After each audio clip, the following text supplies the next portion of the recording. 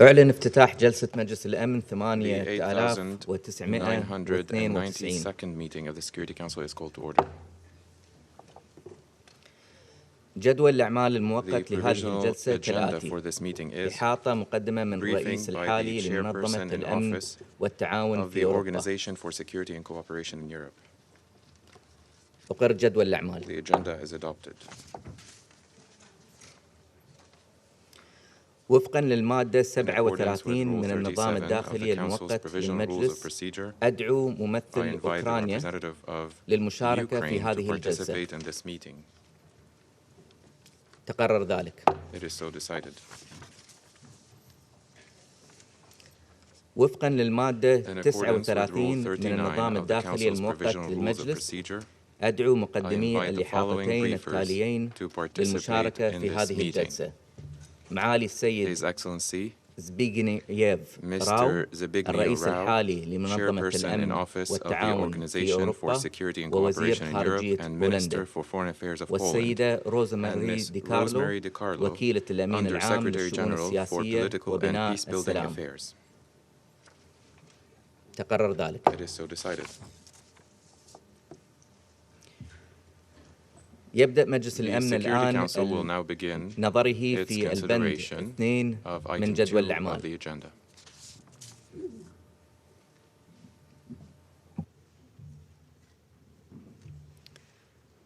أعطي الكلمة الآن I now give the floor لمعالي to السيد His Excellency زبيغنييف راو. Mr. Zbigniew Rau.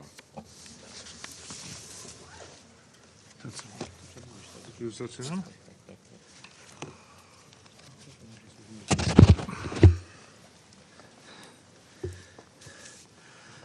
Mr.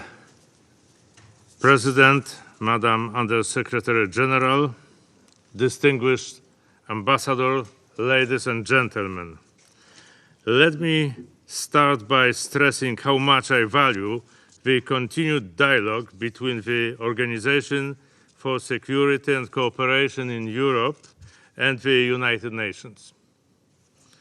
The OSCE, in line with Chapter 8 of the UN Charter, stands ready to continue its cooperation and coordination with the United Nations. Our organizations share the same goal of strengthening international peace, security, and promoting respect for human rights, fundamental freedoms, and the universal rules-based order. Such a close cooperation is even more needed today when the basic principes of the UN Charter and international law are being flagrantly violated in the very heart of Europe. I address you today with a sense of urgency and moral imperative to make every possible effort to stop the military aggression of the Russian Federation against Ukraine. The OSCE was designed as a platform to diffuse tensions, facilitate dialogue, reduce the risk of military escalation, and prevent conflicts. Since the very beginning of the Polish chairmanship, my goal has been to seek compromise and facilitate dialogue between parties of conflict. We took over our role in the context of growing tensions stemming from Moscow's unilateral demands of security guarantees. The basic premise of these demands was fundamentally flawed. The transatlantic community is neither enemy nor threat to Russia or its people. On the contrary, the West has always sought to establish an effective framework of cooperation with Moscow. Despite our reservations, we offered Russia a forum to discuss within the OSCE all its possible concerns related to European security. We are we were ready to consider, in good faith, new avenues of cooperation on one condition: that they would contribute to stability and security in the OSCE area. This initiative complemented the bilateral track of the US-Russia dialogue and the discussions in the NATO-Russia Council.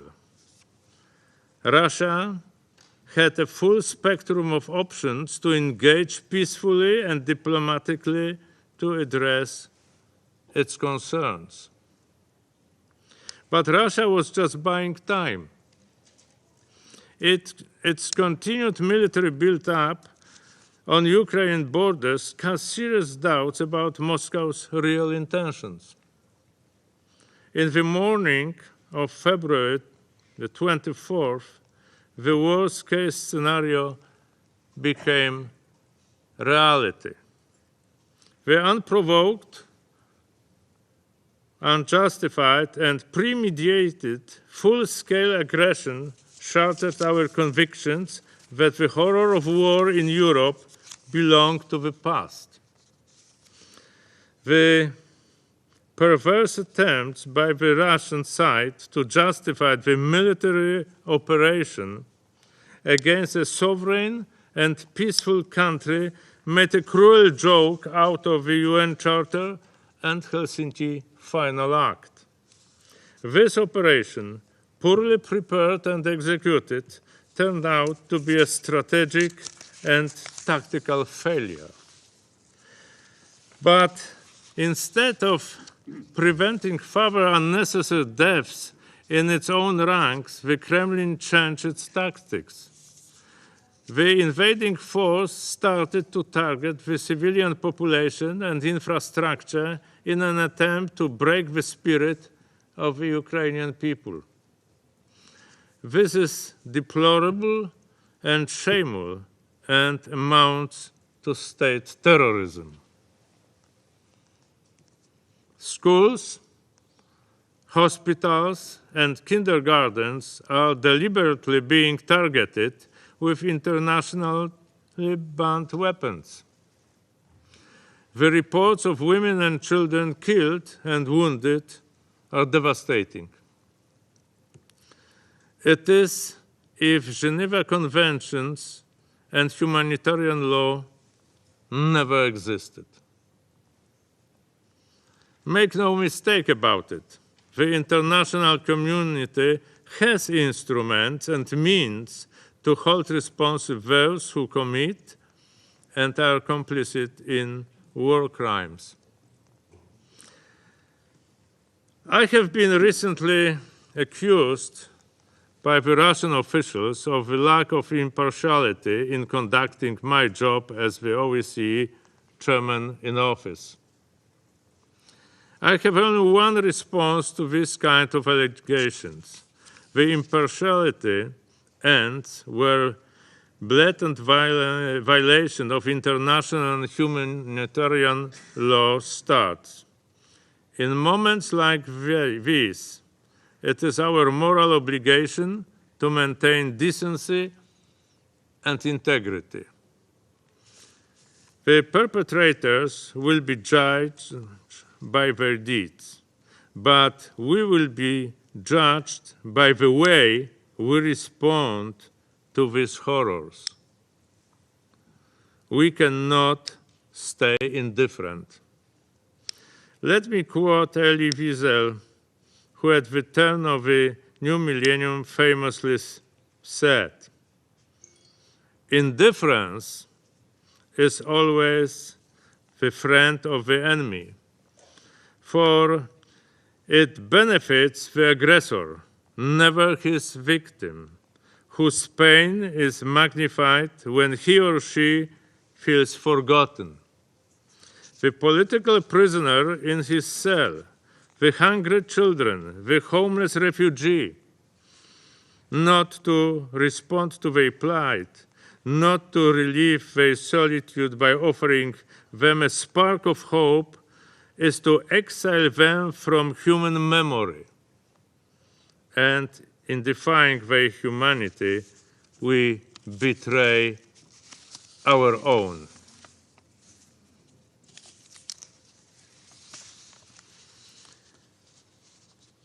It is Russia, supported by the Belarusian regime, that has decided to act outside the parameters and boundaries of international law. And unfortunately, it is the Russian leadership that provokes the growing isolation of the country and the Russian people from the world. The international community has rightly condemned Russia's invasion and called on Moscow to withdraw its forces from Ukraine. The world is not looking away. It is hard to ignore 141 countries assembled in the UN General Assembly asking Mr. Putin to stop this war. We are also sending a strong signal to Minsk not to participate in this cruel endeavor. The war is against the interests of the Russian and Belarusian people and leads only to isolation. We expect the Russian side to honor its international obligations and commitments. Any sustainable political solution must fully respect sovereignty, territorial integrity, and independence of Ukraine within its internationally recognized borders. The door to diplomacy is still open, and I call on Russia to engage in a meaningful and substantial dialogue to seek a peaceful solution to the current crisis. Mr. President, distinguished ambassadors, Russia's aggression threatens the very existence of OSCE. Its non-compliance with OSCE principes and commitments poses questions not only about the future of the organization, but also about stability of the rules-based order. How effective can we be if one of the major stakeholders has repeatedly justified the use of force to win territorial and political concessions? This logic fundamentally clashes with the norms that we all have agreed to abide by. The OSCE is not a treaty-based international organization, but it is very much embedded in the context of multilateral diplomacy. For almost 50 years, it has been an instrument to advance peaceful cooperation based on comprehensive security. Given the inclusive character of the organization, I still believe that it is the right platform for dialogue and peaceful resolution of conflicts. The OSCE has become more than just a talk shop between East and West. It has a solid work record and a multi-layer outreach.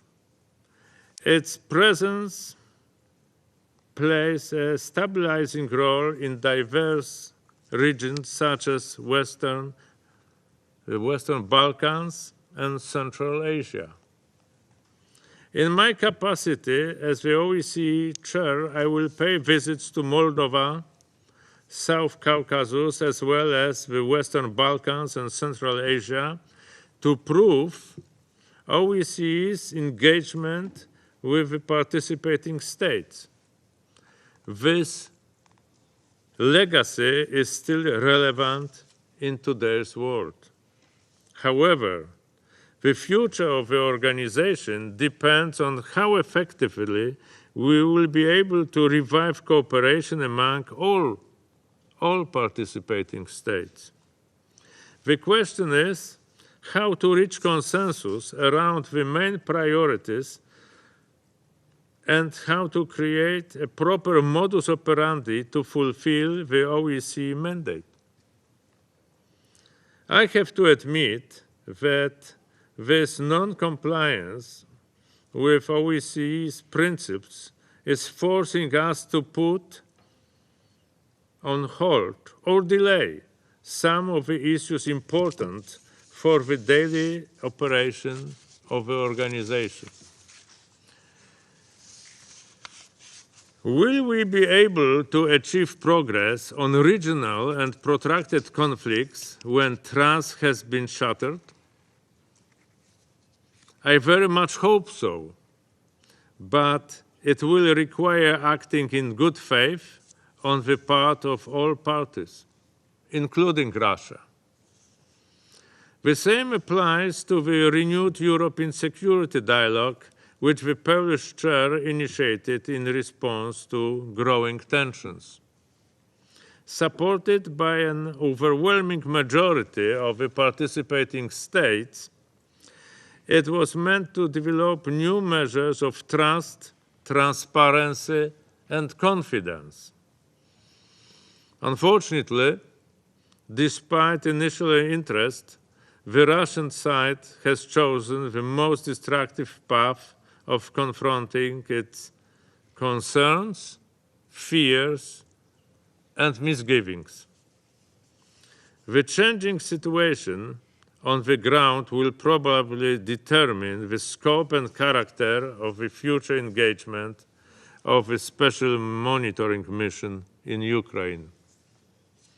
Acknowledging the mission's 8 years of operation and its expertise, I will work with the OSCE structures and participating states to utilize its potential in the future.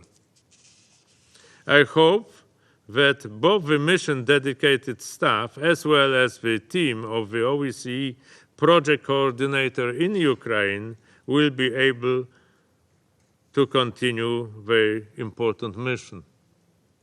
During the Polish chairmanship, we will initiate and actively support efforts to advance the OSCE's goals.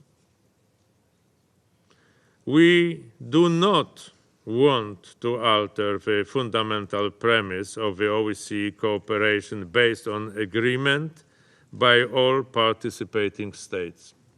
However, we would like to increase the effectiveness of the organization, provided that there is a broader interest and support for the majority of the stakeholders. The recent events in Ukraine have once again shone a spotlight on the situation of civilian population in conflict-affected areas. We will continue to call on all sides of military conflicts to abide by humanitarian law and to refrain from activities directed against civilian population and infrastructure. The OSCE stands ready to cooperate closely with UN humanitarian agencies to facilitate and provide the necessary assistance. This must also include creating effective evacuation routes for the civilian population. Whenever there are reliable accounts of humanitarian law abuse, we should be ready to react swiftly. Therefore, we welcome the decision of the Permanent Council of March the 3rd to invoke the Moscow mechanism to create a group of independent experts to investigate the reported violation of humanitarian law in the context of the hostilities in Ukraine. Ladies and gentlemen, I am convinced that the OSCE needs strong and effective leadership now more than ever before. The dramatic events in Ukraine have opened our eyes to the need for a renewed commitment to the OSCE principles and commitments. It is true that OSCE may evolve as a result of the current experience. The celebrations of the 50th anniversary of the Helsinki Final Act could turn out to be dedicated to finding a solution for the deep crisis of multilateralism. Peace and security, like freedom and democracy, cannot be taken for granted. We have learned this lesson the hard way. But it is also true that those who choose to embark on a path of military confrontation receive very little in return. Between war and peace, life and destruction, we should always be able to look beyond our narrow,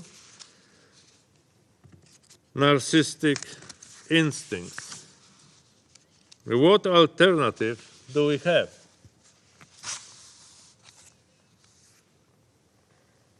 Smoldering ashes of Kiev, Kharkiv, and Mariupol, and thousands of innocent lives lost are a stark reminder of the heavy price that we pay for indifference in the face of brute force. It is therefore high time for the international community, for the United Nations, as well as for the OSCE, to reinforce our efforts to restore peace and revert to our principles and values. The integrity of international law and stability of the world order are at stake. Mindful of the immense challenges that we face, let us work together on the most effective ways to save lives and prevent future conflicts. Thank you. أشكر معالي السيد راو I على thank إحاطته Mr. Rau for his briefing. وأعطي الكلمة I now الآن give the للسيدة floor to روزماري Ms. ديكارلو. Rosemary DiCarlo. Mr. President, thank you for the invitation to join His Excellency Foreign Minister Rau to brief the Council on UN OSCE cooperation. The tragic conflict in Ukraine, which over the weekend has further worsened, vividly illustrates the importance of mechanisms to maintain and strengthen European and international peace and security. Born out of the Cold War, the OSCE has been at the center of efforts to bring its unique membership, spanning from Vancouver to Vladivostok, around one overarching goal: to resolve differences peacefully. In line with Chapter 8 of the United Nations Charter, the OSCE works in complement to the UN, including to resolve conflicts in the region. In 1993, the UN and the OSCE established a cooperation framework. Since then, our partnership has grown in scope and substance to help address acute crises and find solutions to common peace and security challenges. Our shared commitment to preventive diplomacy, mediation, peace building, and the Women, Peace and Security agenda was reaffirmed through the joint declaration between the Secretary General and the chairperson in office in 2019. The coordination and complementarity guiding our efforts translate into action in various ways. We work together in Central Asia, most recently to implement the UN Global Counterterrorism Strategy, in the Western Balkans to advance reconciliation, and in the Caucasus, where the UN co-chairs the Geneva International Discussions on Georgia, along with the OSCE and the EU. Further, the UN has sought to complement the OSCE's leading role to address protracted conflicts regarding Nagorno-Karabakh and Moldova. Regarding Ukraine, and pursuant to Security Council Resolution 2202 on the Minsk agreements, the UN has consistently supported the work of the OSCE, especially the Special Monitoring Mission and the OSCE-led Trilateral Contact Group, while carrying out our humanitarian and human rights mandates on the ground. I wish to pay tribute here to all OSCE staff for their important work accomplished under very challenging circumstances. Mr. President, the war in Ukraine is the most severe test the OSCE and related regional frameworks have faced since their creation. The Russian invasion has shaken the foundations of the European security architecture to its core. As we meet, the bloodshed continues to worsen.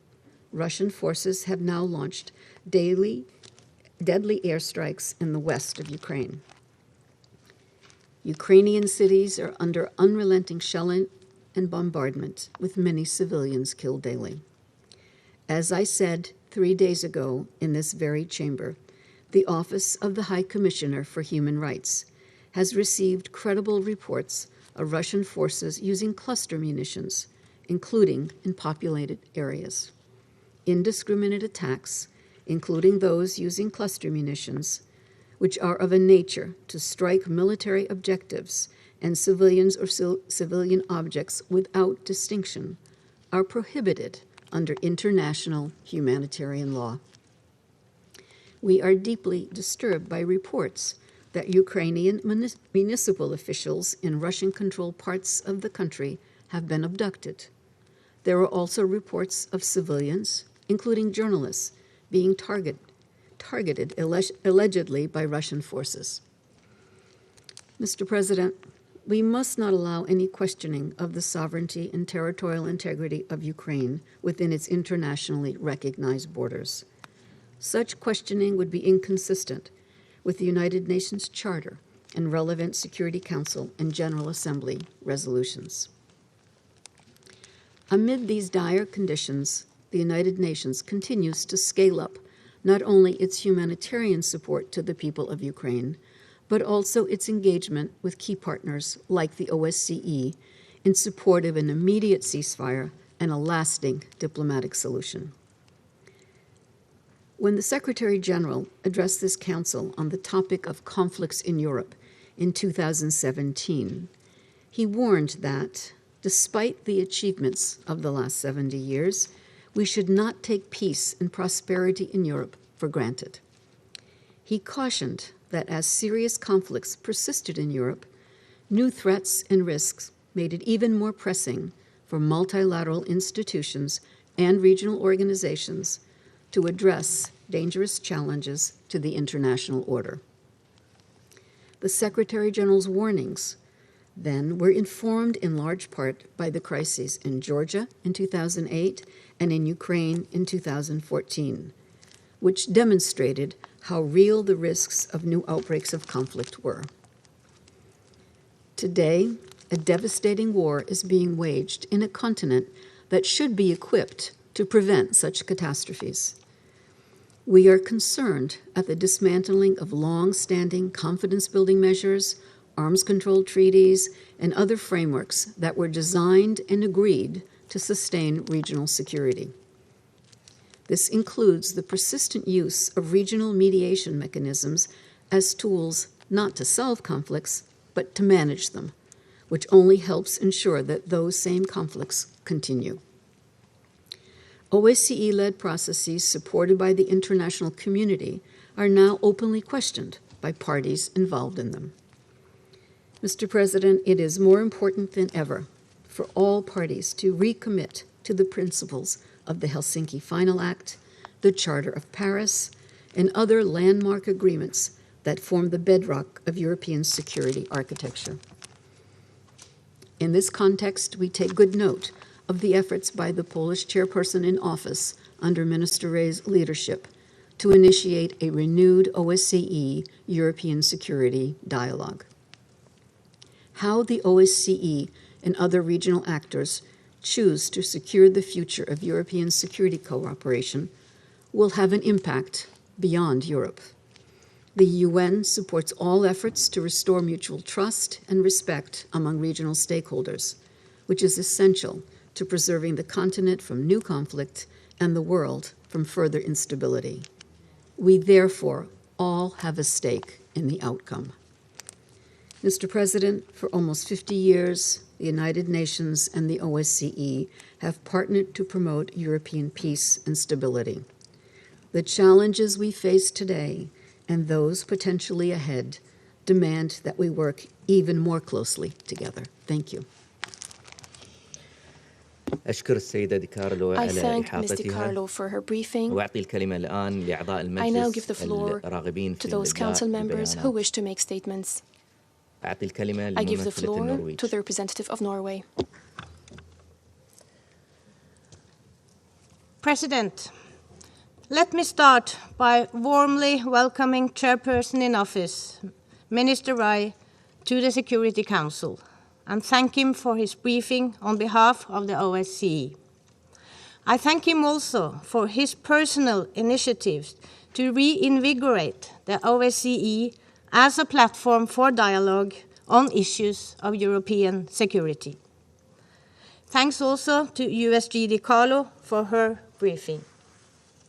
With an inclusive mandate and participation, the OSCE has a rich toolbox for increasing transparency, building trust, and reducing tensions. Using the organization's full potential to solve the crisis of today is essential, but the necessary political will is also required. President, we commend the OSCE for now turning the focus on its work in Ukraine towards mitigating the growing humanitarian crisis. Good use should be made of the OSCE's special monitoring mission to Ukraine, the SMM's national staff on the ground, the OSCE premises, its fleet of vehicles, and the SMM's long experience as an intermediary facilitating localized ceasefires. The OSCE can also provide valuable competence on border management and human trafficking. And we again reiterate our condemnation of Russia's illegal and unprovoked military aggression against Ukraine. That makes this expertise again necessary in Europe. The Russian aggression is a serious violation of international law and Ukraine's sovereignty and territorial integrity. We reiterate our call on the Russian Federation to immediately withdraw its forces from Ukrainian territory and cease all threats and military actions. Russia's warfare in urban and populated areas and the use of heavy explosive weapons is causing terrible long-term harm to civilians. Russia must fulfill its obligation to protect civilians, including children and children's infrastructure. We are appalled by the lack of respect for international humanitarian law and the worsening humanitarian crisis across Ukraine, for which Russia alone bears the sole responsibility. Humanitarian actors in Ukraine must be allowed to stay and deliver. In addition, we are concerned about the steadily increasing strain on neighboring countries as people flee the fighting. Nevertheless, let me use this opportunity to commend Poland, the Polish people, and other OSCE neighbors on their response to the humanitarian crisis.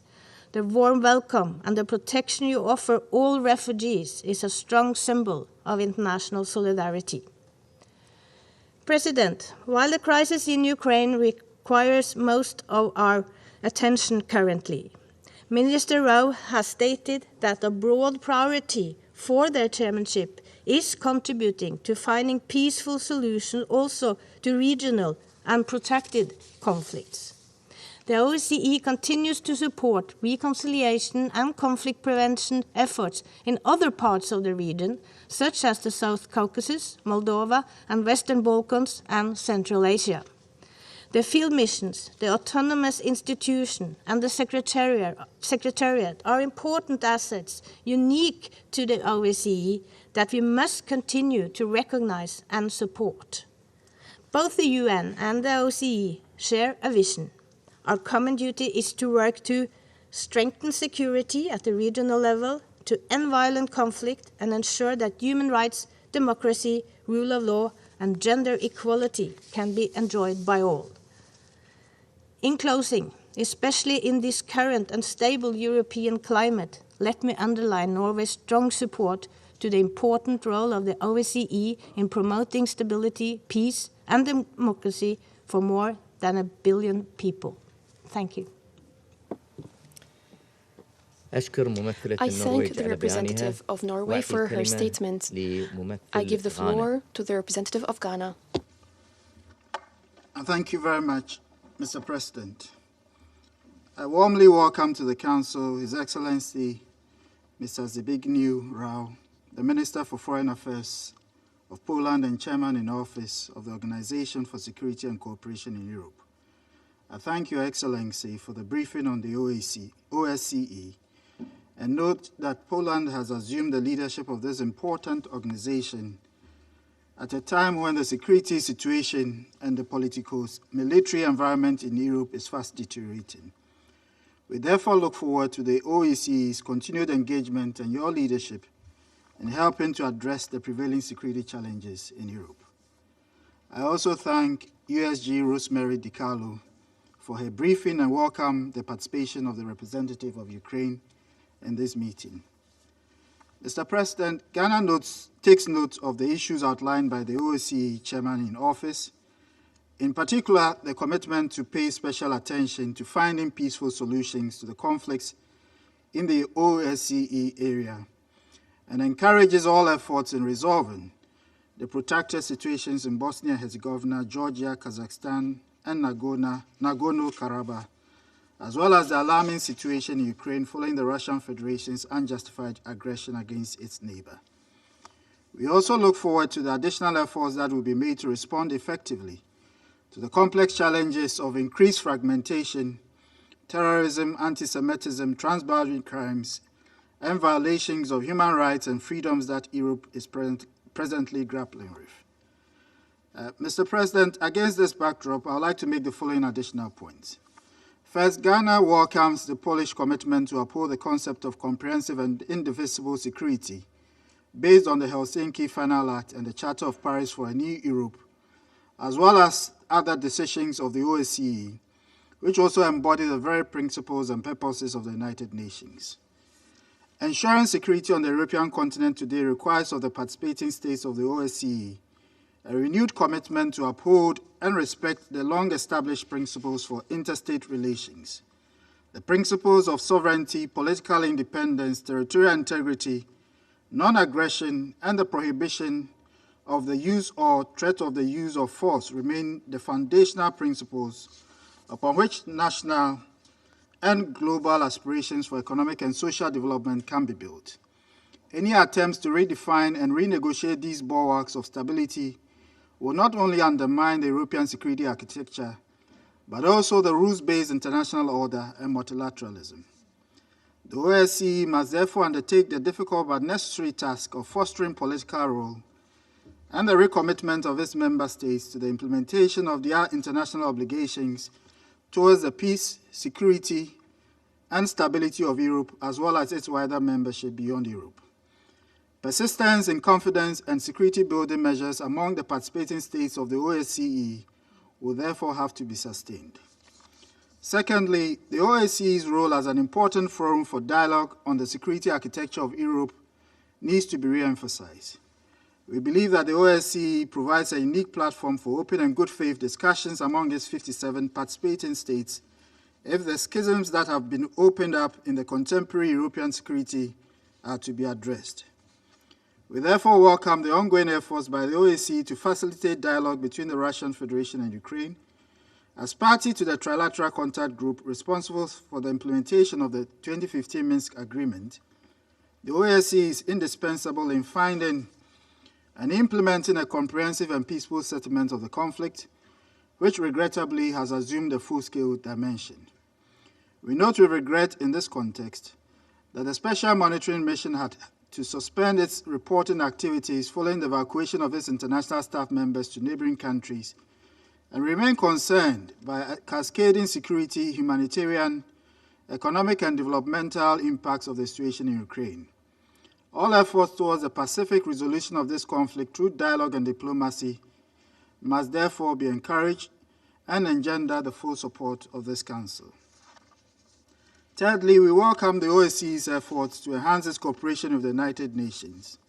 Ghana strongly supports the strengthening of relations between the United Nations and regional and sub-regional organizations in the maintenance of international peace and security. Chapter 8 of the Charter of the United Nations provides that the Security Council, in pursuit of its mandate, can leverage the comparative advantage of regional bodies to promote homegrown and regional approaches to the maintenance of international peace and security. We acknowledge, however, the complexities that such cooperation entails, and it's for this reason that Ghana is working within the Special Committee on the Charter of the organization to identify gaps and propose guidelines to enhance complementarity between the United Nations and regional organizations. Finally, we note the enhanced engagement of the United Nations and OSCE aimed at finding lasting peace to the prevailing conflicts and growing threats to security in Europe and beyond. We welcome the focus on a human-centered approach, and in that regard, take note of the reinforcing priorities within the economic environment dimensions, as well as the human security dimensions. I thank you very much, Mr. President. أشكر ممثل غانا I على بيانه. thank the representative of Ghana for his statement. I give the floor to the representative of the United Kingdom. Thank you, Mr. President, and thank you, Chair in Office Foreign Minister Rau, for your briefing and Under Secretary General De Carlo for yours. I would like first to pay tribute to the bravery and dedication of OSCE staff, and in particular to Marina Fanina, a Ukrainian Special Monitoring Mission employee who was killed in the Russian shelling of Kharkiv on the 1st of March while getting medicine for her family. For decades, the OSCE has worked to bring security to Europe. And yet we meet today in the middle of Russia's unprovoked invasion of Ukraine, one OSCE signatory tearing up the rulebook and pursuing war against another. As Foreign Minister Rau said, as if the Geneva Conventions and humanitarian law never existed.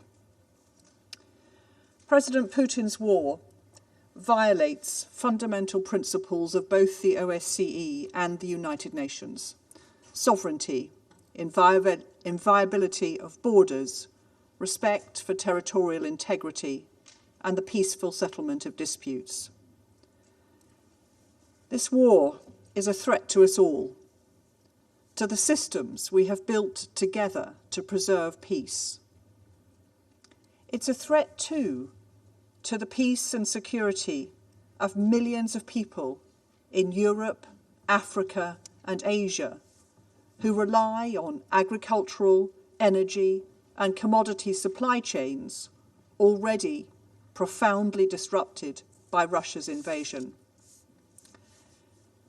We recognise the extensive efforts which Foreign Minister Rau described, which the OSCE has made to try and avoid this catastrophe. Russia was offered a chance to raise any security concerns in the OSCE renewed European security dialogue, but said it was not the right time. We now know they were planning war all along. Ukraine and others invoked the OSCE Vienna document risk reduction mechanism to seek transparency from Russia and Belarus and to de-escalate the situation. Russia refused to engage. And of course, the OSCE has worked for years to support implementation of the Minsk agreements. Russia is accused of the gravest war crimes, bombing schools, hospitals and homes, targeting families as they try to run to safety. We welcome action taken under the Moscow mechanism to hold Russia to account. The OSCE fact-finding mission must be given full access so that evidence can be gathered. Finally, Mr. President, I would like to stress that we continue to support the vital role of the OSCE field missions in Central Asia and the Western Balkans, including through its Office for Democratic Institutions and Human Rights. We strongly support OSCE efforts to facilitate a peaceful resolution of the conflicts in Georgia, Moldova, and Nagorno-Karabakh.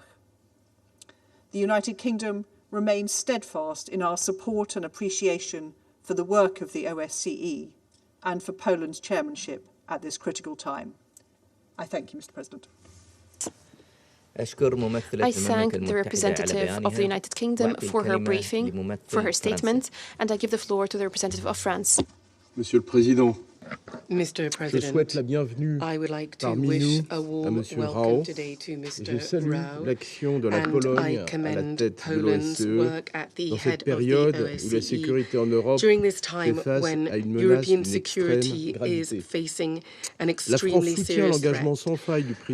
France commends Chairperson Rau's commitment, unfailing commitment to the organization and to defend the commitments and principles which has been the bedrock of it over the past 5 decades, today trampled upon by Russia. A month ago, this council met on the initiative of Russia to discuss the implementation of the Minsk agreements with the participation of representatives of the OSCE. During that meeting, the Russian deputy minister affirmed que la Russie n'avait pas l'intention d'attaquer l'Ukraine et appelait à la mise en œuvre des accords de Minsk. Avec mon homologue allemande, nous rendions compte des efforts de Paris et Berlin pour progresser dans la mise en œuvre de la résolution 2202. Tous les autres membres de ce Conseil apportaient leur soutien à cet objectif. En février, la présidence polonaise en exercice de l'OSCE proposait de mettre en place un dialogue renouvelé sur la sécurité européenne afin de répondre notamment aux préoccupations de sécurité exprimées par la Russie au cours des derniers mois. Nous soutenions ces efforts et le rôle de l'OSCE comme principale plateforme de dialogue pour la sécurité collective en Europe. Monsieur le Président, la réalité est bien différente aujourd'hui et elle est cruelle. La Russie a menti, elle a violé de façon flagrante la Charte des Nations Unies et les textes fondateurs de l'OSCE, l'acte final d'Helsinki et la Charte de Paris, sur lesquels repose la stabilité en Europe. Elle a trahi tous ses engagements en faveur de la mise en œuvre des accords de Minsk, signés par la Russie comme par l'OSCE et endossés par une résolution de ce Conseil. L'agression russe, soutenue par la Biélorussie, est dévastatrice pour l'Ukraine et les Ukrainiens. Mais ses conséquences sont encore plus vastes. Elle menace aussi le multilatéralisme et le droit international, ainsi que les institutions qui en sont les garantes, notamment les Nations Unies et l'OSCE. La Russie porte ainsi directement atteinte aux intérêts de tous les États qui se mobilisent dans ces organisations à la recherche de solutions négociées face aux crises et aux défis qu'ils rencontrent. Au vu de l'extrême gravité de la situation, la France remercie à nouveau la présidence polonaise en exercice à l'OSCE pour sa réactivité. Elle demande une nouvelle fois à la Russie de cesser immédiatement les hostilités en Ukraine, de retirer ses troupes de l'ensemble du territoire ukrainien et de respecter le droit international humanitaire et les droits de l'homme. Nous l'enjoignons de revenir au respect des règles de droit qui, aux Nations Unies comme à l'OSCE, permettent le règlement pacifique des différends. La France réitère son soutien à la mission spéciale d'observation de l'OSCE en Ukraine et à son personnel, qu'il s'agisse du personnel international ayant subi une évacuation forcée ou le personnel recruté localement, dont certains sont encore sous les bombardements. Nous saluons la mémoire de Marina Fenina, employée locale tuée à Kharkiv, victime de l'agression russe. Nous réaffirmons notre soutien aux institutions et aux instruments de la dimension humaine de l'OSCE, notamment le mécanisme de Moscou, déclenché le 3 mars, et le mécanisme d'établissement des faits mis en place par le Bureau des institutions démocratiques et des droits de l'homme aux frontières de l'Ukraine. Monsieur le Président, l'OSCE doit pouvoir continuer de mettre ses ressources au service du règlement des conflits dans l'espace européen en coopération avec les Nations Unies et malgré la guerre en Ukraine. La France, à la fois en sa qualité de coprésidente du groupe de Minsk de l'OSCE et de présidente du Conseil de l'Union européenne, reste pleinement mobilisée pour contribuer au dialogue entre l'Arménie et l'Azerbaïdjan et à la paix et à la stabilité dans le Sud-Caucase. Les réunions qui se sont tenues en février et en décembre ont permis de définir des orientations dans cette direction. Nous appelons la poursuite des efforts sur les questions humanitaires pendantes, notamment les libérations de prisonniers de guerre et autres personnes détenues, ainsi qu'en matière de protection du patrimoine et du déminage. Nous notons avec inquiétude l'accroissement des incidents armés depuis quelques jours et appelons les parties à tout mettre en œuvre pour éviter la répétition de tels incidents. La France réitère son soutien indéfectible en faveur de la souveraineté et de l'intégrité territoriale de la Géorgie et de la Moldavie et au rôle de l'OSCE pour progresser dans le règlement des conflits qui s'y déroulent. Elle salue également le travail concerté de la présidence polonaise et du Bureau des institutions démocratiques et des droits de l'homme pour maintenir, malgré les circonstances, l'essentiel dialogue avec la société civile. Monsieur le Président, nous sommes déterminés à ne pas laisser la Russie entraîner dans sa chute les organisations multilatérales de sécurité collective. La France réaffirme son soutien aux Nations Unies, à l'OSCE et aux coopérations que les deux organisations développent pour contribuer au règlement des crises en Europe. Je vous remercie. I thank the representative of France for his statement. I give the floor to the representative of Albania. Thank you, Mr. President. Let me thank the OSCE Chairman in Office, Minister Rau, and USG DiCarlo for the information provided. We welcome this timely exchange with OSCE, one of the world's largest regional security organizations, which brings together 57 participating states across 3 continents bound by joint commitments. As an important pillar of the international rules-based order, OSCE plays an essential role in addressing many of the challenges on the Council's agenda. Therefore, the collaboration and partnership between the 2 organizations is key and needs to be strengthened. Albania fully supports the priorities of Polish OSCE chairmanship. We welcome the focus on safeguarding a comprehensive security order by defending the principles of the Helsinki Final Act, the Paris Charter, and the Charter for European Security. These principles are neither negotiable nor subject to revision or reinterpretation. The commitment to human rights, values of freedom and democracy, as well as the support of its institutions, should continue to be an irreplaceable blueprint in the work of the OSCE. We also welcome the work of the OSCE and the United Nations in the framework of Women, Peace and Security Agenda and reconciliation processes in the Western Balkans. There has hardly been a more suitable and urgent time to reaffirm these fundamental principles, which for nearly 5 decades have stood as effective mechanisms to conflict prevention and de-escalation in Europe, until the 24th of February. Dear colleagues, in 2020, soon after Albania assumed the OSCE chairmanship in office, we were confronted with an invisible enemy which threatened the entire world. It went by the name COVID-19 pandemic. We still do not know everything about it, but we do know far too well what it did to humanity, to our way of life, to our countries and economies, and in many ways, to all of us. 2 years later, as Poland started its chairmanship, the OSCE area was confronted with another threat. But this time, everyone knew where it was coming from. We were warned about what was going to happen. And now, 3 weeks into this war, we are left with the uninterrupted onslaught of breaking news on the devastation that Russia is unleashing with rage upon Ukraine and its people. Dear colleagues, for months, huge efforts were made by the international community, including by the Polish chairmanship and yourself, Minister, in seeking a peaceful solution. Every stone was turned, every possibility was used. The reality shows clearly now that these efforts were doomed to fail because the invasion was premeditated. It was a plan to be executed despite everything. It was a war Kremlin wanted. We express our gratitude to Poland, Slovakia, Hungary, Romania, Moldova, the Czech Republic, and probably I'm forgetting, for these incredible efforts that they are making in sheltering thousands of civilians forced to flee the massive bombardments and war atrocities. Dear colleagues, OSCE is a key player for peace and security. It is an important platform to discuss issues related to comprehensive security, equipped with mechanisms as well as confidence and security building measures. It remains as relevant as when it was created.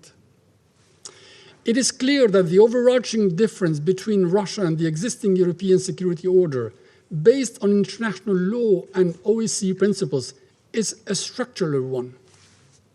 While we are served here with all kinds of fantasies that melt like snow under the sun, the real concerns are democratic values and principles of freedom on which the system is based. In this respect, the OSCE comprehensive concept of security connects the dots between domestic repression and external aggression. Democracy, human rights, and rule of law are key aspects for security within and between states. Mr. President, we failed to prevent a pure, unprovoked, and unjustified act of aggression committed by a serial violator of the rules and norms of the international order. We should not fail to make the aggressor pay for it and the crimes committed. Albania supports the initiative to invoke the OSCE Moscow mechanism in order to establish facts of war crimes and crimes against humanity, including due to deliberate and indiscriminate acts against civilians and civilian infrastructure in Ukraine. Its findings, together with those of the Commission of Inquiry established by Human Rights Council, should be presented to relevant accountability mechanisms, as well as national, regional, and international courts or tribunals. The massive sanctions imposed on Russia have ripple effects for the whole world, including for our own countries and citizens. But it is the price to pay so that Russia's actions do not go unchecked and unpunished. We hope that the effects of these unprecedented sanctions will wake up the Russian citizens to see the reality through the terrible deeds of their army, not through the distorted mirror of propaganda. To understand why the whole world calls Russia an aggressor. To feel for their neighbor that is being savagely destroyed, cities that are becoming graveyards, children that are forcefully leaving their childhood behind because of such insanity. The sooner this happens, the sooner this war and any spillover threats will stop. Let me end, Mr. President, by recalling the 754th meeting of the Security Council on 4 November 1956. History has recorded it as the day when a popular revolt in Hungary was viciously crushed by Soviet tanks, uninvited, of course. I will quote Mr. Sobolev, the representative of the Union of Soviet Socialist Republics at that meeting, justifying the action, and I quote, "The Nagy government openly adopted a reactionary and fascist policy aimed at the complete liquidation of the People's Democratic regime in Hungary, at the restoration of the old landowner capitalist system and the establishment of a fascist dictatorship," end of quote. It was about the so-called fascists 65 years ago. It is about the so-called Nazis and denazification now. The same discourse, the same action with their terrible consequences. Ukraine is a critical test for European security, including OSCE. We must refuse a world according to Russia. We must determine the preservation and the enforcement of the rules-based international order. One man has started this war. One man can stop it. Anytime. Thank you. أشكر ممثل ألبانيا على بيانه وأعطي الكلمة لممثل البرازيل. I thank the distinguished representative of Albania and now give the floor to Brazil. Thank you. Mr. President, at the outset, let me thank Minister Rau for his thoughtful remarks. I also thank USG DiCarlo for her briefing. OSCE plays a crucial role in the maintenance of peace and security in Europe. It is one of the key partners of the United Nations in dealing with the many challenges on the Security Council's agenda. However, we need to recognize that at this crucial juncture, the architecture of peace and security, not only in Europe, but worldwide, is facing an unprecedented challenge. The conflict in Ukraine, with its toll of human suffering, forced displacement, humanitarian emergency, and systemic risk, is an extraordinary challenge for United Nations and the OSCE in their joint mission to guarantee peace and security in Europe. The cessation of hostilities must be our most pressing objective. All parties must fully respect international humanitarian law and adopt measures to protect civilians. We call for continual efforts to agree on well-planned humanitarian mechanisms that ensure the safe passage of civilians. Furthermore, we should strive for the immediate, full, safe, and unhindered access of humanitarian personnel for a timely delivery of assistance to those in need. Moreover, the war in Ukraine has momentous implications for the international order, especially the principles enshrined in the UN Charter. In this regard, Brazil calls on all parties to strictly observe the international law, the prohibition of the use of force, the peaceful resolution of disputes, and the principles of sovereignty, territorial integrity, no intervention, and the protection of human rights shall remain the pillars of our collective security system. We note that the present conflict will also have a significant impact on commodities and energy prices. Such effects could be further worsened by the application of unilateral sanctions. Developing countries stand to bear a disproportionate burden of such negative shocks. There is no alternative to diplomatic talks. The security concerns of all parties must be addressed by meaningful negotiations. We renew our plea for them to engage in dialogue with openness, flexibility, and a sense of urgency to find ways for a lasting peace in Ukraine and in the wider region. The OSCE has a key role to play in supporting international efforts to bring an end to the current hostilities.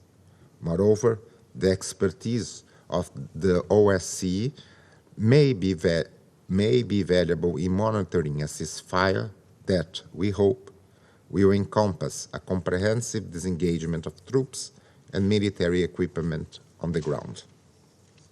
Besides the conflict in Ukraine, we also would like to mention the ongoing crisis in Georgia, as well as the dispute between Armenia and Azerbaijan over the region of Nagorno-Karabakh. Regarding the situation in Georgia, we commend the OSCE for its full support to the Geneva International discussions and related incident prevention and response mechanism formats. This dialogue process, co-chaired by the OSCE, UN, and EU, is an important example of UN OSCE cooperation in conflict resolution. The unresolved conflict over Nagorno-Karabakh remains a challenge to international peace and security in Europe. After the armed conflict of 2020, we are still witnessing renewed outbreaks of clashes between Azeris and Armenians, some of them resulting in casualties, including among civilians. Last week, incidents damaged the main pipeline that brings gas to Nagorno-Karabakh. Such incidents further undermine the needed trust between Armenia and Azerbaijan to renew efforts towards a lasting peace agreement.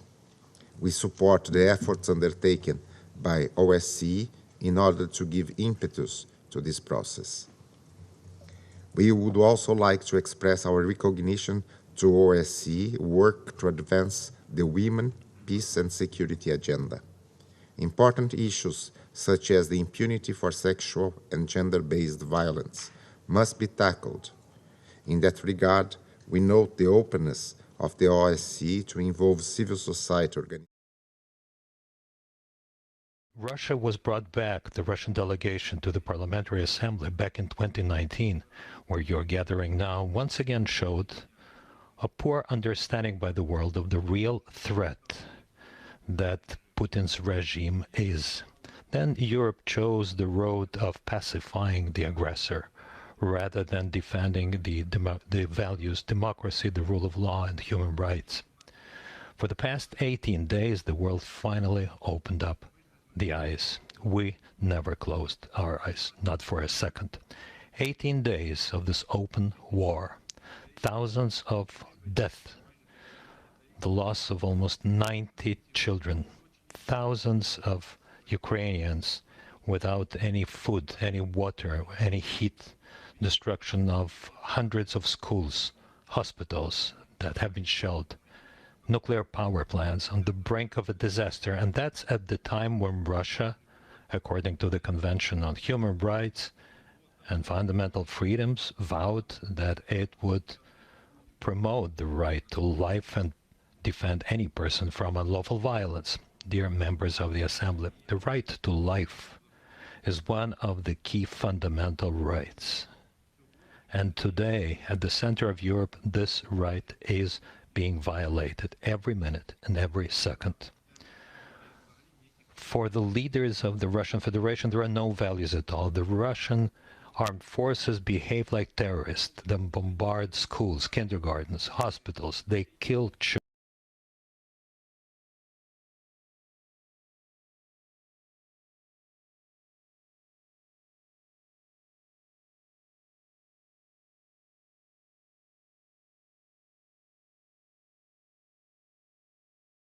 To silence narratives that challenge its propaganda. And it underscores the importance of upholding the safety of journalists as they undertake their important work. Excuse me. Last year at this meeting on cooperation, last year, at this meeting on cooperation between the UN and the OSCE, the United States recalled that we had just passed the 7th anniversary of Russia's invasion and occupation of Crimea and the launch of its aggression in eastern Ukraine. We noted that in those 7 years, the Russian-fueled conflict in eastern Ukraine had killed more than 13,000 people and wounded tens of thousands more. And we warned that Russia's aggression was far from over. It had been less than 3 weeks since Russia launched a major invasion against the rest of Ukraine. During these 3 weeks, Russia unleashed horrific devastation against another UN member state, resulting in the death of thousands and the displacement of over 2.5 million people. Russia must immediately cease all hostilities, withdraw its forces from Ukraine, and take the path of diplomacy, in keeping with the principles of the UN Charter and the Helsinki Final Act. Mr. President, Russia's further invasion of Ukraine is an unprecedented challenge, a challenge to the post-World War II European security order and to cooperation between all of us. Cooperation between the UN and OSCE now remains as essential as ever. Unfortunately, two OSCE participating states, the Russian Federation and Belarus, continue to violate the foundational principles of the UN Charter and the Helsinki Final Act.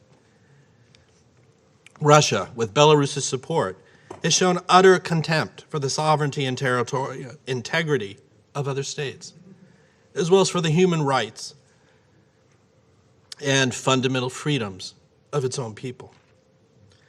We have seen Russia try to spread disinformation and distract this council from its aggression. But no amount of Russian disinformation can distract from this fact. The Kremlin is waging a brutal, premeditated, unprovoked war of choice against Ukraine. This is a war carried out with the support and the facilitation of the Lukashenko regime.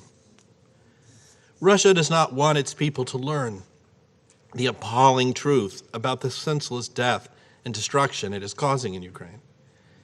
This is why the Kremlin has forced domestic and foreign independent media outlets to suspend their operations in Russia or to close permanently. This is why it has blocked access to independent news sites and social networks. The United States reaffirms its strong and unwavering commitment to the OSCE's Special Monitoring Mission, which has been forced to temporarily suspend its work in Ukraine.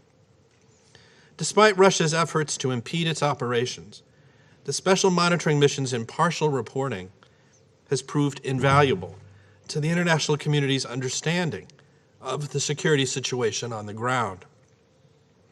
We join others in expressing our heartfelt condolences for the loss of staff member Marina Finina, who on March 1st was killed by Russia's shelling in Kharkiv while trying to get supplies for her family. The United States was proud to join 44 other countries in launching the OSCE Moscow mechanism to establish an expert mission. The mission will document human rights violations and abuses, breaches of international humanitarian law, and possible war crimes and crimes against humanity committed by Russia's forces in Ukraine's territory. The mission will meticulously compile the facts and create a written report that can be presented to relevant accountability mechanisms. We also welcome the UN Human Rights Council's immediate launch of a commission of inquiry to pursue similar aims. The Commission of Inquiry and the OSCE expert mission will complement one another in bringing the truth to light.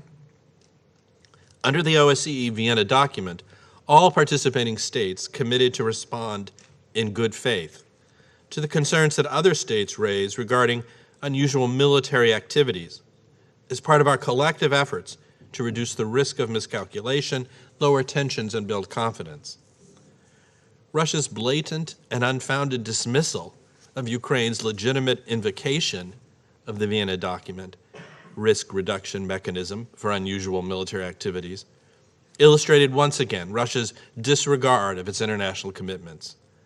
Belarus's refusal to substantively respond to the Baltic states invoking the Vienna document risk reduction mechanism showed the Lukashenko regime's disregard as well.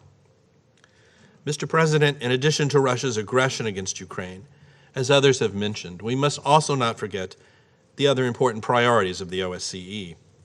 We must not forget that Russia continues to occupy parts of Georgia.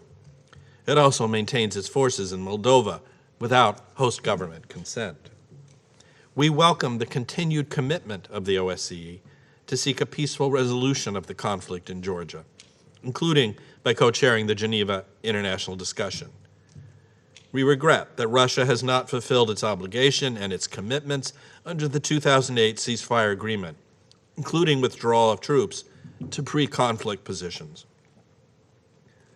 The United States urges all Geneva International Discussion participants to ensure residents of conflict-affected areas are able to visit their relatives engage in peaceful economic activities, and to move freely without fear of detention or arbitrary punishment, and with access to documentation that will allow them to return to their homes. The United States remains committed to promoting a peaceful, democratic, and prosperous future for the South Caucasus region. As a Minsk Group co-chair, we join others in urging Armenia and Azerbaijan to continue and intensify their diplomatic engagement to find comprehensive solutions to all outstanding issues related to or resulting from the Nagorno-Karabakh conflict. In conclusion, Mr. President, the United States appreciates the long-standing partnership between the UN and the OSCE. UN presentations at OSCE Permanent Council meetings and UN participation in annual OSCE events, as well as the close coordination between OSCE field operations and UN agencies on the ground, have only strengthened this partnership. In the face of Russian aggression, the UN and OSCE must continue working together to advance peace, security, development, and human rights, which will contribute to international peace and stability. Thank you very much. أشكر ممثل الولايات المتحدة على Thank بيانه. the representative of the وأعطي United الكلمة. States. After being hit by Russian forces, schools lie in ruins. According to the World Health Organization, at least 24 health facilities have suffered attacks. Hundreds of thousands of people are without water or electricity. And with each passing hour, two things are increasingly clear. First, it keeps getting worse. Second, whatever the outcome, this war will have no winners, only losers. The United Nations and humanitarian partners are working to ensure safe passage from besieged areas and to provide aid where security permits. More than 600,000 people have received some form of aid. As millions of people in Ukraine face hunger and dwindling supplies of water and medicine, I'm announcing today that the United Nations will allocate a further $40 million from the Central Emergency Response Fund to ramp up vital assistance to reach the most vulnerable as we wait for the nations to come.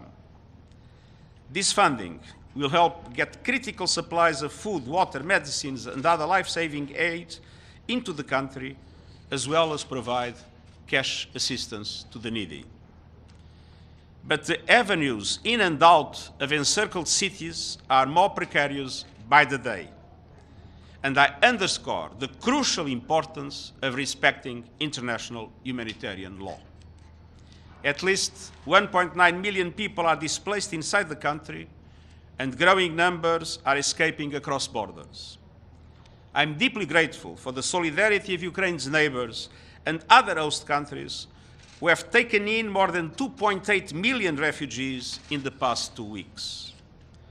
The vast majority of those making the treacherous journey are women and children who are increasingly vulnerable. For predators and human traffickers, war is not a tragedy, it is an opportunity.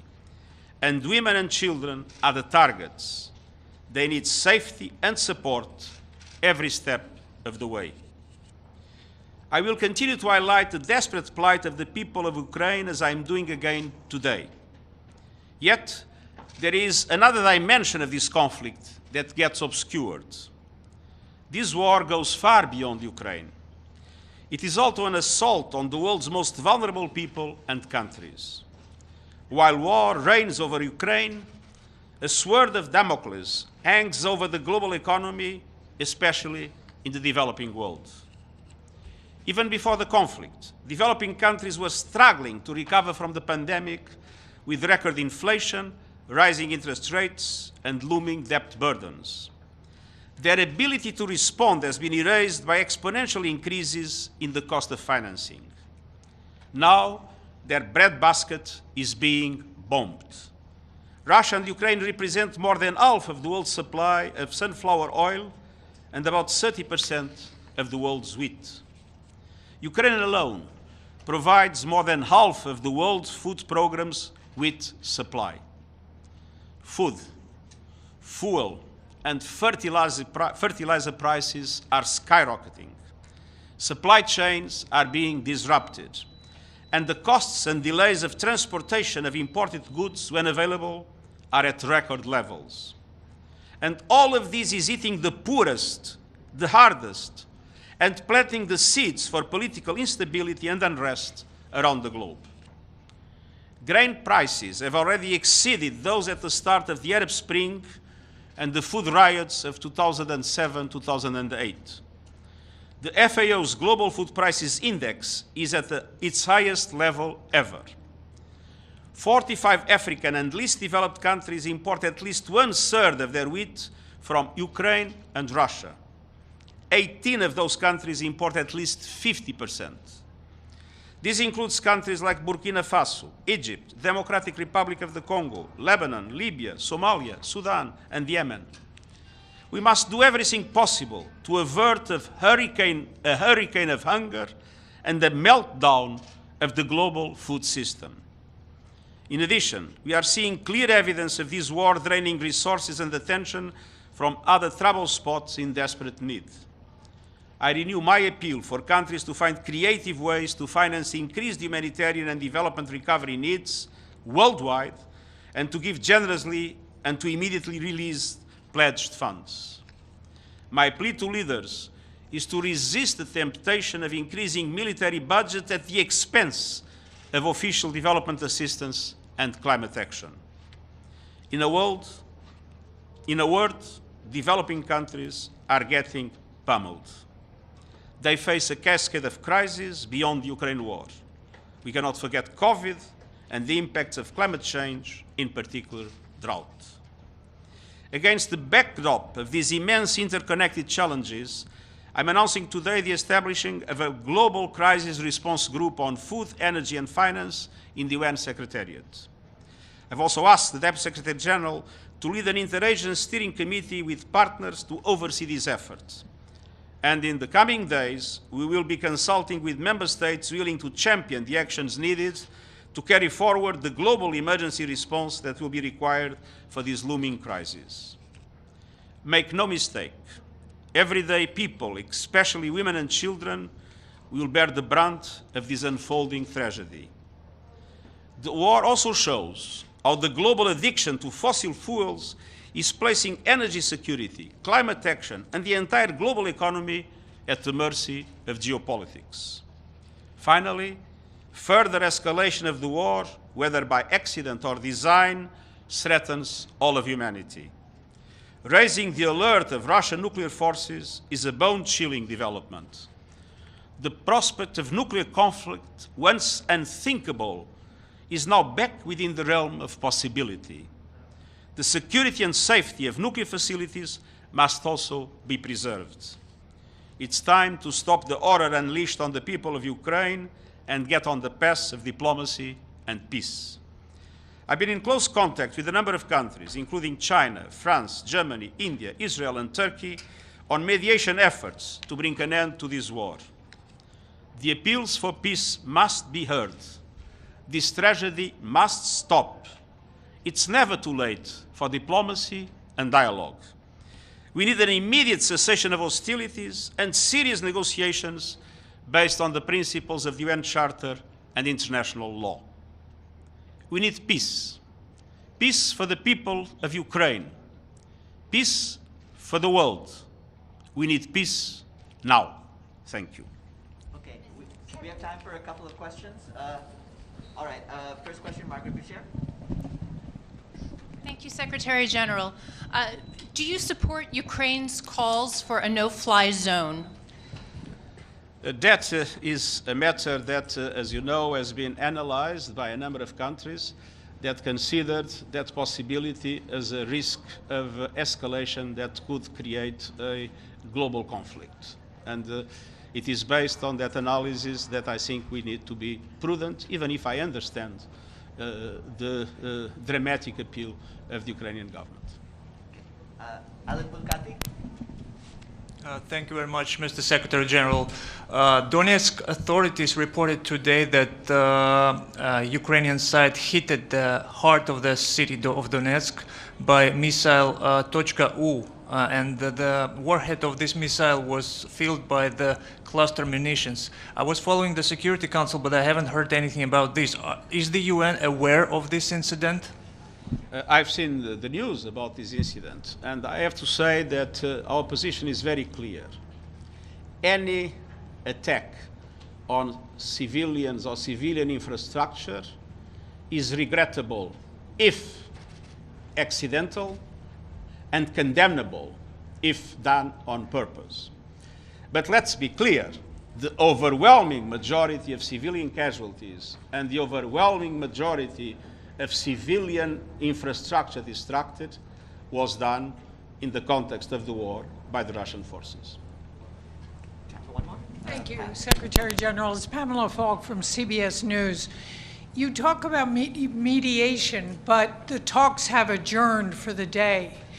Is there anything you have done or will do, and have you reached out to Russia's President Putin? Thank you.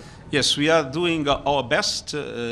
I've talked with a number of leaders that are in permanent contact with President Putin, and of course we consider that it's absolutely essential for an additional effort, to make the Russian Federation understand that this war is becoming an absolute nightmare, and to create the conditions for the war to be stopped and for serious negotiations to be put in place. Thank you very much. Thanks very much, everyone.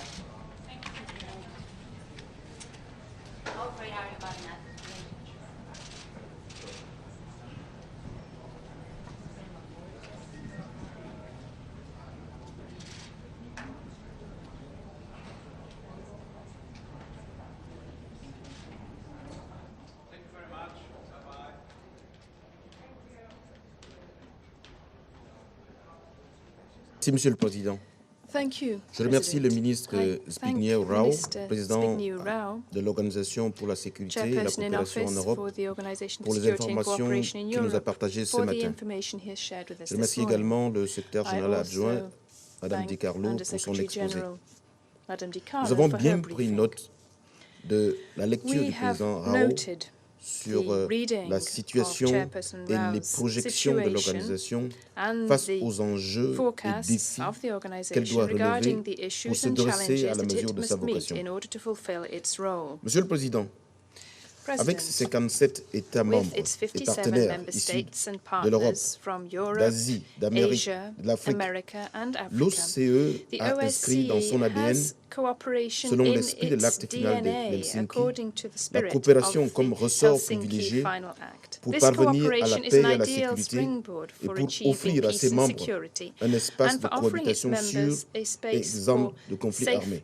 coexistence, which is free of Coopérer armed conflict. suppose naturellement Cooperation d'agir naturally ensemble, means se acting concerter together, permanemment, being permanently en temps de in paix comme en concert temps de guerre, during peacetime and à during planir les wartime, divergences, atténuer in les tensions smoothing et differences, rechercher le reducing règlement des tension and différends seeking en dispute privilégiant settlement, les which issues pacifiques. fosters peaceful outcomes. Depuis bientôt 50 ans d'existence, Throughout its almost 50 l'OSCE a dû years, the faire face à de OSCE nombreuses has had crises to qui face ont, numerous sinon ébranlé crises, ses which, fondements, whilst not du moins shaking its questionné ses foundations, principes have directeurs. led it to question its Un des guiding questionnements principles. qui se One pose avec of acuité the pressing est de savoir questions comment is to traduire know les how to principes convenus translate à the principles Helsinki agreed upon dans in le contexte Helsinki sécuritaire actuel. into the current security Dans l'appréhension de context. cette question de fond s'adosse Tackling this le substantive rôle issue de passerelle de requires the l'OSCE fulfillment entre of ses the membres, OSCE's role qui as ne a peut se bridge départir between d'un its fort members, capital de confiance which entre must be based ceux-ci upon a significant afin de reserve of pouvoir trust between these interagir en members, toute so bonne as to foi interact dans in une good perspective faith de with bénéfices a view mutuels. to mutual benefits. En tout état de cause, le potentiel de In any prévention des case, conflits de the l'OSCE est conflict interrogé, prevention alors que nous potential of the assistons OSCE avec is in some inquiétude doubt as we à la witness montée des with nationalismes en concern the Europe, rise of aux tensions nationalisms in Europe, sécessionnistes dans le sud-est de secessionist l'Europe, tension in the aux southeast crises of multiples Europe, en Asie centrale multiple ou encore crises in aux Central nombreuses menaces Asia, sécuritaires or découlant numerous de la montée du security threats terrorisme. resulting from an increase in Les terrorism. nombreux foyers de tension issus du The numerous démembrement d'anciens blocs outbreaks of menacent tension d'effritement resulting plusieurs from the régions splitting du apart monde, of former et en blocs particulier threaten to l'Europe erode continentale. numerous regions of the world, C'est and un in sujet de particular préoccupation continental Europe. important, dont This is non an issue seulement of significant l'OSCE, concern, mais encore la and not communauté only the internationale dans son OSCE, but ensemble the international doit community as a résolument whole anticiper must les effets. decisively anticipate its Les derniers consequences. événements marquées par la guerre en Ukraine ou la situation dans le Haut-Karabakh interpelle l'OCE dans sa capacité à jouer son rôle de pont entre l'Est et l'Ouest de son ressort territorial et dans sa capacité à mettre en branle ses mécanismes de prévention des conflits pour prévenir et régler tout conflit armé dans sa circonscription.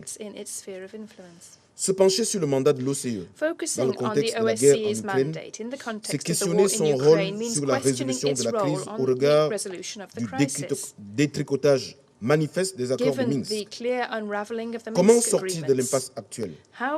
Quels sont les leviers crédibles à activer en ce moment pour faire prévaloir la diplomatie dans la situation en Ukraine? Répondre rationnellement à ces questions, c'est prendre la mesure des urgences, c'est se mettre à la dimension des exigences sécuritaires et humanitaires. Monsieur le Président, mon pays n'a pas d'expérience de la guerre et n'a jamais pris part à un conflit armé. C'est peut-être pour cette raison qu'il a toujours préféré le dialogue à la rupture et privilégié les situations politiques et diplomatiques à l'usage de la force. C'est cet idéal qui a motivé notre enthousiasme à prendre place autour de la table de ce Conseil pour pouvoir contribuer à trouver des solutions aux crises qui minent le monde. Nous devons trouver une solution à la crise en Ukraine parce que ses conséquences ont un impact négatif sur le monde entier et sur les valeurs des Nations Unies. C'est le lieu de réitérer notre appel solennel à chacun des membres de ce Conseil et au-delà à chaque membre de la communauté internationale pour que nous nous réapproprions et nous réconcilions avec notre engagement commun d'assurer la paix et la sécurité internationale pour les peuples du monde. C'est à cela que nous sommes engagés en souscrivant à la Charte des Nations Unies. Pour terminer, nous encourageons la coopération entre l'OCE et les Nations Unies et exprimons notre soutien au président de l'OCE dans ses efforts de trouver une issue à la crise ukrainienne. Nous exprimons également notre appréciation pour le rôle remarquable joué, notamment par la Pologne, dans l'accueil des personnes fuyant la guerre en Ukraine. Je vous remercie. أشكر ممثل الغابون على بيانه وأعطي الكلمة لممثل الصين.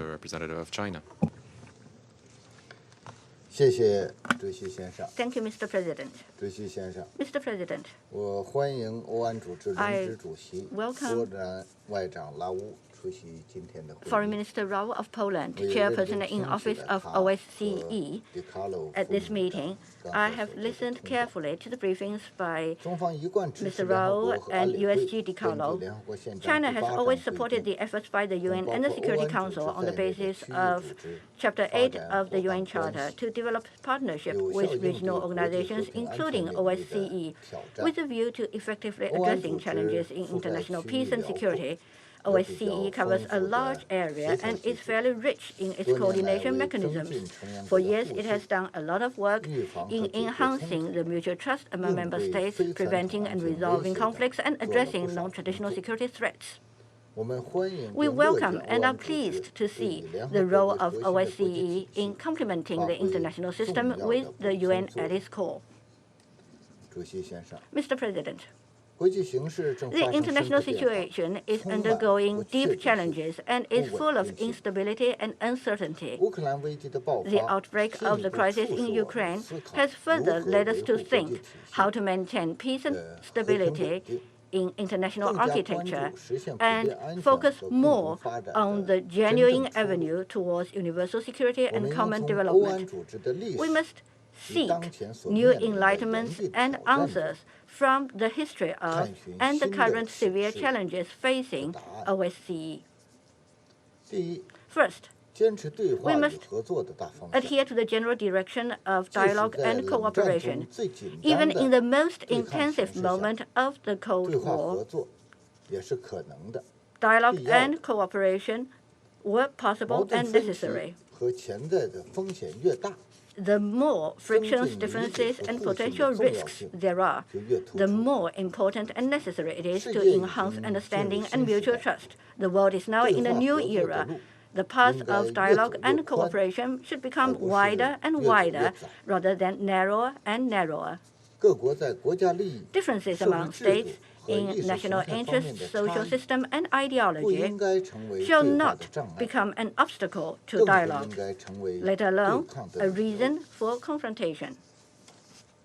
Second, the world is indivisible, security is indivisible. In the 1975 Helsinki Final Act, the important principle of indivisible security was first established. This principle carries special significance under the current circumstances. Therefore, it should not only be upheld, but all the more should be implemented. The final solution to the crisis in Ukraine is to take seriously and respect the reasonable security concerns of all states and form a balanced, effective, and sustainable European security architecture. Third, the Cold War was over long ago. Cold War mentality based on bloc confrontation should be completely rejected. Sticking to hegemony mentality and provoking bloc confrontation will only bring the world disasters and exacerbate turmoil and division. That is the case in Europe. It is also the case in other regions. This world does not need a new Cold War. This world can live with common growth and progress. All countries must, under the banner of multilateralism, strengthen unity and cooperation and work together for a community of shared future for mankind. Mr. President, China's position on the question of Ukraine is consistent and clear-cut. Recently, President Xi Jinping held a video conference with leaders of France and Germany, where he pointed out that sovereignty and territorial integrity of all states shall be respected, that the purposes and principles of the UN Charter shall be observed, that the reasonable security concerns of all states shall be taken seriously, and that all efforts towards peaceful settlement of crises shall be supported. The four shells, the 4 points, represent the most authoritative position of China on the question of Ukraine. Based on this position, China will strengthen communication and coordination with all the parties concerned and play a constructive role in promoting peace through negotiations. China is deeply concerned about and regrets the developments in Ukraine. Early cessation of hostilities is the common aspiration of the international community. Dialogue and negotiation are the only feasible and realistic method. Recently, Russia and Ukraine have held multiple rounds of negotiations and have demonstrated aspiration and willingness to further continue negotiations. The international community must help sustain the positive momentum, actively encourage and support Russian-Ukraine negotiations and create the necessary conditions and environment to that end. The crisis in Ukraine is interwoven with European security and stability. We encourage OSCE to bring into full play its advantages and set up the necessary platform for the negotiation and communication of the parties concerned. We call for maximum restraint. We call for effective guarantee for civilian security and their basic needs. And we call for safe and unimpeded humanitarian corridor so as to prevent the appearance of a humanitarian crisis of a larger scale. China's 6-point initiative on the humanitarian situation in Ukraine has won more and more support from other countries. We have also provided humanitarian assistance to Ukraine in kind. We support the United Nations in fully playing its coordinating role in humanitarian assistance to Ukraine, and we are ready to work with other parties in achieving consensus on the Council's response to the humanitarian crisis in Ukraine. We must also note that 3-foot-deep ice doesn't come from one day's cold. The current status in the situation in Ukraine is an outcome of the interaction of complex historical and present factors. To solve a complex issue, calm and rational thinking are all the more needed. Wanton use of sanctions will not only not help solve the issue, but will create new problems. Escalating sanctions has already affected and will continue to affect global finance, energy, food, transportation, supply chain, and other areas, devastating the already fragile world economy caused by the pandemic, thus seriously and adversely affecting people's livelihood, developing countries in particular. We once again call for greater diplomatic efforts by the international community to de-escalate tensions and bring the Ukrainian issue back to the political track. Thank you, Mr. President. أشكر ممثل الصين على بيانه وأعطي الكلمة لممثلة إيرلندا. Thank you very much, Mr. President, and I'd like to thank Under-Secretary General De Carlo also for her briefing this morning. And Minister Rau, I'd like to wish you a very warm welcome to the Council and many thanks for your informative briefing earlier. At the outset, I'd certainly like to express Ireland's admiration and appreciation to the government and people of Poland for your generosity and solidarity to those fleeing the war in Ukraine. We in Ireland are also fully committed to supporting the humanitarian response.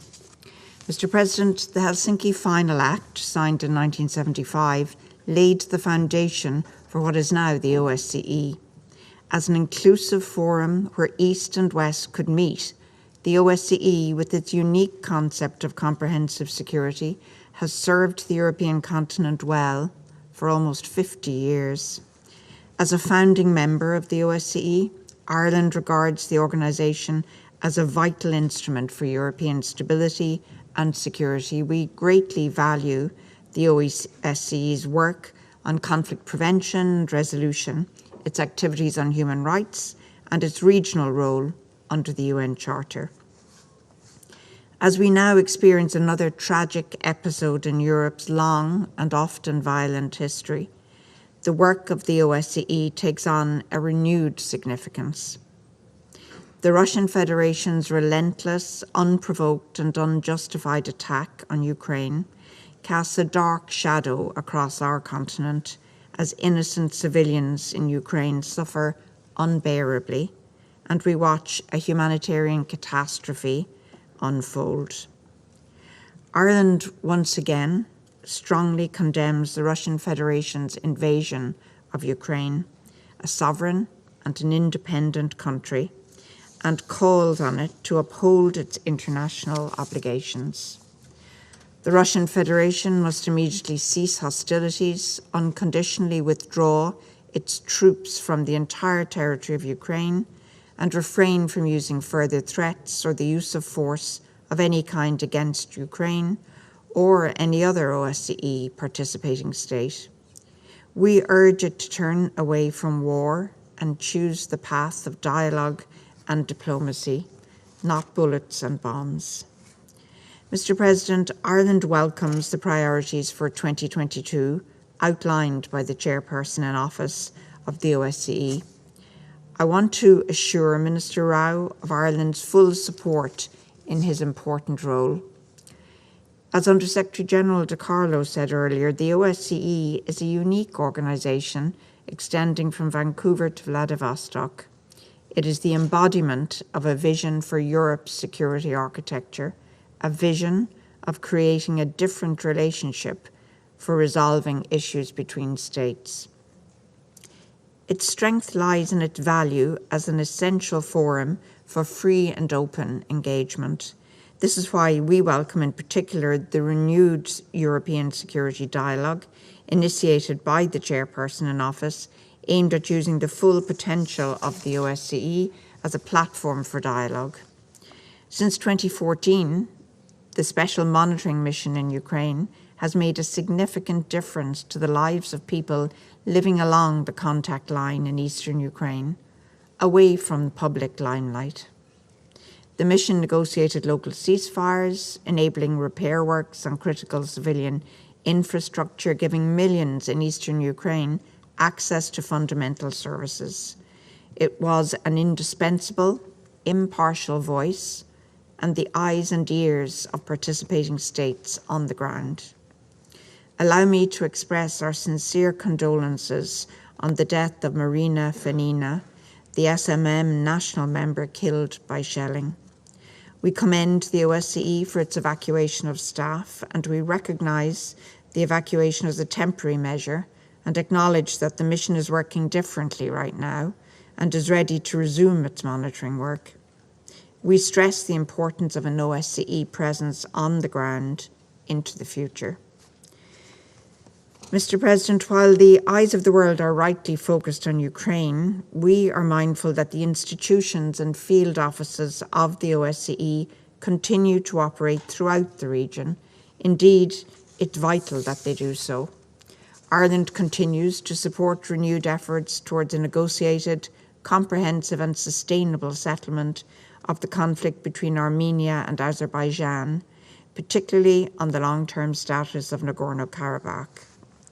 We believe the OSCE Minsk Group is the appropriate format through which to achieve this objective. It is essential that both sides meaningfully engage in this effort. Ireland, together with our EU partners, stands ready to contribute to the intensification of negotiations in this format. Ireland strongly supports the Polish Chair's intention to keep conflict prevention and resolution at the top of the OSCE's agenda, including in Georgia and Moldova. Here too will the OSCE's work to advance the women, peace and security agenda be critical, particularly for those women who have been forced to flee Ukraine. We also welcome Poland's emphasis on responding to new and emerging threats to regional peace and security, such as violent extremism and attacks in cyberspace, as well as the challenges we may face in a post-COVID environment through effective multilateralism. Ireland recalls that the OSCE plays a unique role in holding all states, all participating states, accountable to OSCE principles and commitments. The inclusion of civil society is essential in this regard. We fully support the OSCE's work on democracy and human rights and reaffirm our steadfast support for the invaluable role played by the OSCE autonomous institutions, in particular the Office of Democratic Institutions and Human Rights, whose work on election monitoring we support without reservation. In conclusion, Mr. President, the OSCE's comprehensive approach to security is as pertinent and relevant as ever. Respect for human rights, the rule of law, and economic and environmental progress are all essential elements for sustaining peace and prosperity. We look forward to working closely with the chairperson in office to ensure strong, complementary partnership between the UN and the OSCE. Thank you, President. أشكر ممثلة إيرلندا على بيانها وأعطي الكلمة لممثل الهند. Thank you, Mr. President. At the outset, let me begin by welcoming His Excellency Professor Rau, Minister of Foreign Affairs of Poland. I also thank him for his briefing on the activities of the OSCE and its priorities in his capacity as the OSCE chairperson in office. I also thank USG Rosemary DiCarlo for her briefing. The role of regional and sub-regional organizations in maintenance of international peace and security, as well as their cooperation with the United Nations, is provided in Chapter 8 of the UN Charter. We support active engagement between the UN and OSCE based on the Framework for Cooperation and Coordination signed in 1993. Regional organizations have a critical role to play in addressing challenges to security environment by promoting dialogue between the parties and dissuading external influence. We are of the view that bilateral and regional agreements negotiated between the parties provide a good basis for lasting and peaceful resolution of disputes. The OSCE has attributes that make it the forum of choice in many situations. Of first and foremost importance, the OSCE is an inclusive Euro-Atlantic forum for consultation and joint action. OSCE is a structured dialogue mechanism anchored in the guiding principles of transparency, collective ownership, inclusiveness, and respect for diverging views, is aimed at rebuilding trust in multilateralism amid renewed geopolitical rivalry in the OSCE area. The challenges confronting the OSCE community come from different sources. They include not only challenges to sovereignty, but threats to peace from ethnic tensions and violent separatism within states. The OSCE, as the world's largest security organization, is also addressing some of the toughest transnational threats, such as proliferation of weapons, terrorism, cybersecurity, migration, environmental damage, and drug trafficking. While noting the ongoing global counterterrorism efforts and contribution of OSCE, we would like to take this opportunity to reiterate the importance of this issue. OSCE was among the first regional organizations to strongly condemn the terrorist attack on Indian Parliament in 2001. OSCE needs to take into account such cross-border terrorist attacks and other new and emerging threats. In this context, the 8-point action plan on counterterrorism proposed by India's External Affairs Minister on 11th January 2021 while addressing the Council also merits serious consideration of the OSCE. OSCE has been playing an important role in facilitating implementation of package of measures across both sides of contact line in eastern Ukraine. However, recent developments in Ukraine and consequent deterioration of security situation have altered the functioning of the special monitoring mission. India has been consistent in calling for an immediate end to all hostilities in Ukraine. Our Prime Minister has repeatedly called for an urgent ceasefire and that there is no other path left but of dialogue and diplomacy. The human toll continues to mount and the humanitarian situation has become dire. India undertook intensive and immediate steps to evacuate its nationals. Till date, about 22,500 Indians have returned home safely. We are grateful to all our partners for their support in our evacuation efforts. We call for direct contacts and negotiations with a view to cease hostilities. India has been in touch with both the Russian Federation and Ukraine in this regard and will continue to remain engaged. We continue to underline the need to respect the UN Charter, international law, and the sovereignty and territorial integrity of states. We also support OSCE Minsk Group's continued efforts for a peaceful resolution of the conflict between Armenia and Azerbaijan. India believes that any lasting resolution of the conflict can only be achieved peacefully through diplomatic negotiations, and we call on parties to implement the agreement reached. We note with concern that steps that have been committed have yet to materialize. To conclude, Mr. President, we recognize the significant contribution of OSCE to the promotion of a rules-based international order and strengthening multilateralism. We join all other members of the Council to extend our good wishes to Poland's chairmanship of OSCE. I also take this opportunity to sincerely thank Foreign Minister of Poland for the generosity and help extended to our citizens in their safe return from conflict zones in Ukraine. I thank you, Mr. President. أشكر ممثل الهند على بيانه وأعطي الكلمة لممثل الاتحاد الروسي. Благодарю вас, господин председатель. Mr. President. У нас не вызвало удивления выступление действующего председателя ОБСЕ. Listening to the statement of the chairperson in office of the OSCE. Мы знали, о чем он будет говорить еще до начала выступления. Even before he took the floor. Но нас удивляет, we are surprised, уже не в первый раз. And this is not the first time. Тоже было и в пятницу. And this was the case on Friday in this very chamber. Выступление заместителя генерального секретаря ООН, the USG's statement of the UN, которая в своих оценках вышла далеко за рамки беспристрастности, went way beyond the remit of impartiality. We're surprised by her statement, которая предписывается международным гражданским случаем.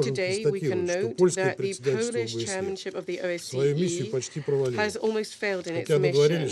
We're only in the middle of March, though. On the 5th of March, following the talks with the US Secretary of State, Mr. Rau said essentially that the chairperson of the OSCE would coordinate the actions against one participating state of the organization. This is an egregious violation by Poland of the mandate of the OSCE chairperson office adopted at the 2002 Porto Ministerial Council, and also the decisions of the Permanent Council of the OSCE number 485 on public statements. The point of the work of the chairperson in office is precisely to solve disagreements between participating states and to bring positions closer. It is in no way to take biased steps which further inflame confrontation, and especially not to head up an anti-Russian campaign in the OSCE. Сегодня от господина Рау, а также ряда коллег мы услышали утверждение о том, что Россия якобы предлагали обсудить озабоченности по вопросам безопасности в ОБСЕ, но она отказалась. Это неправда.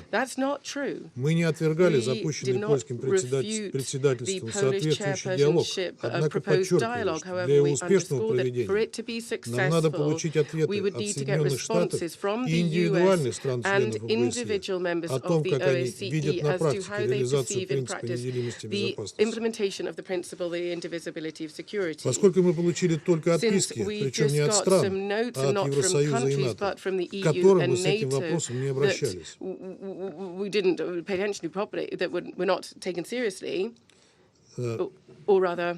Мы получили только отписки, причем не от стран, а от Евросоюза и НАТО, к которым мы с этим вопросом не обращались.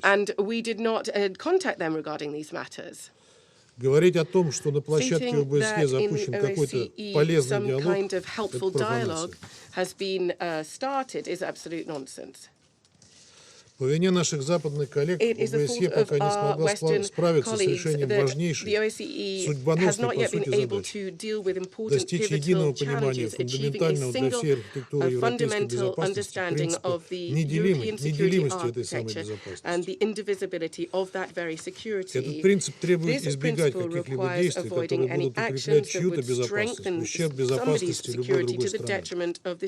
Все это закреплено во многих документах ОБСЕ, начиная с 1994 года, когда был принят Кодекс поведения в военно-политической сфере. Затем на высшем уровне была одобрена Хартия европейской безопасности в Стамбуле в 1999 году. В декабре 2010 года на саммите ОБСЕ в Астане этот принцип был в развернутой форме недвусмысленно подтвержден.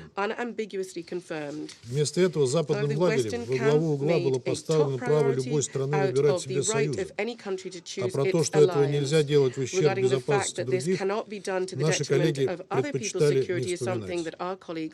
А сегодня господин Рау сказал, что Россия требует для себя односторонних гарантий.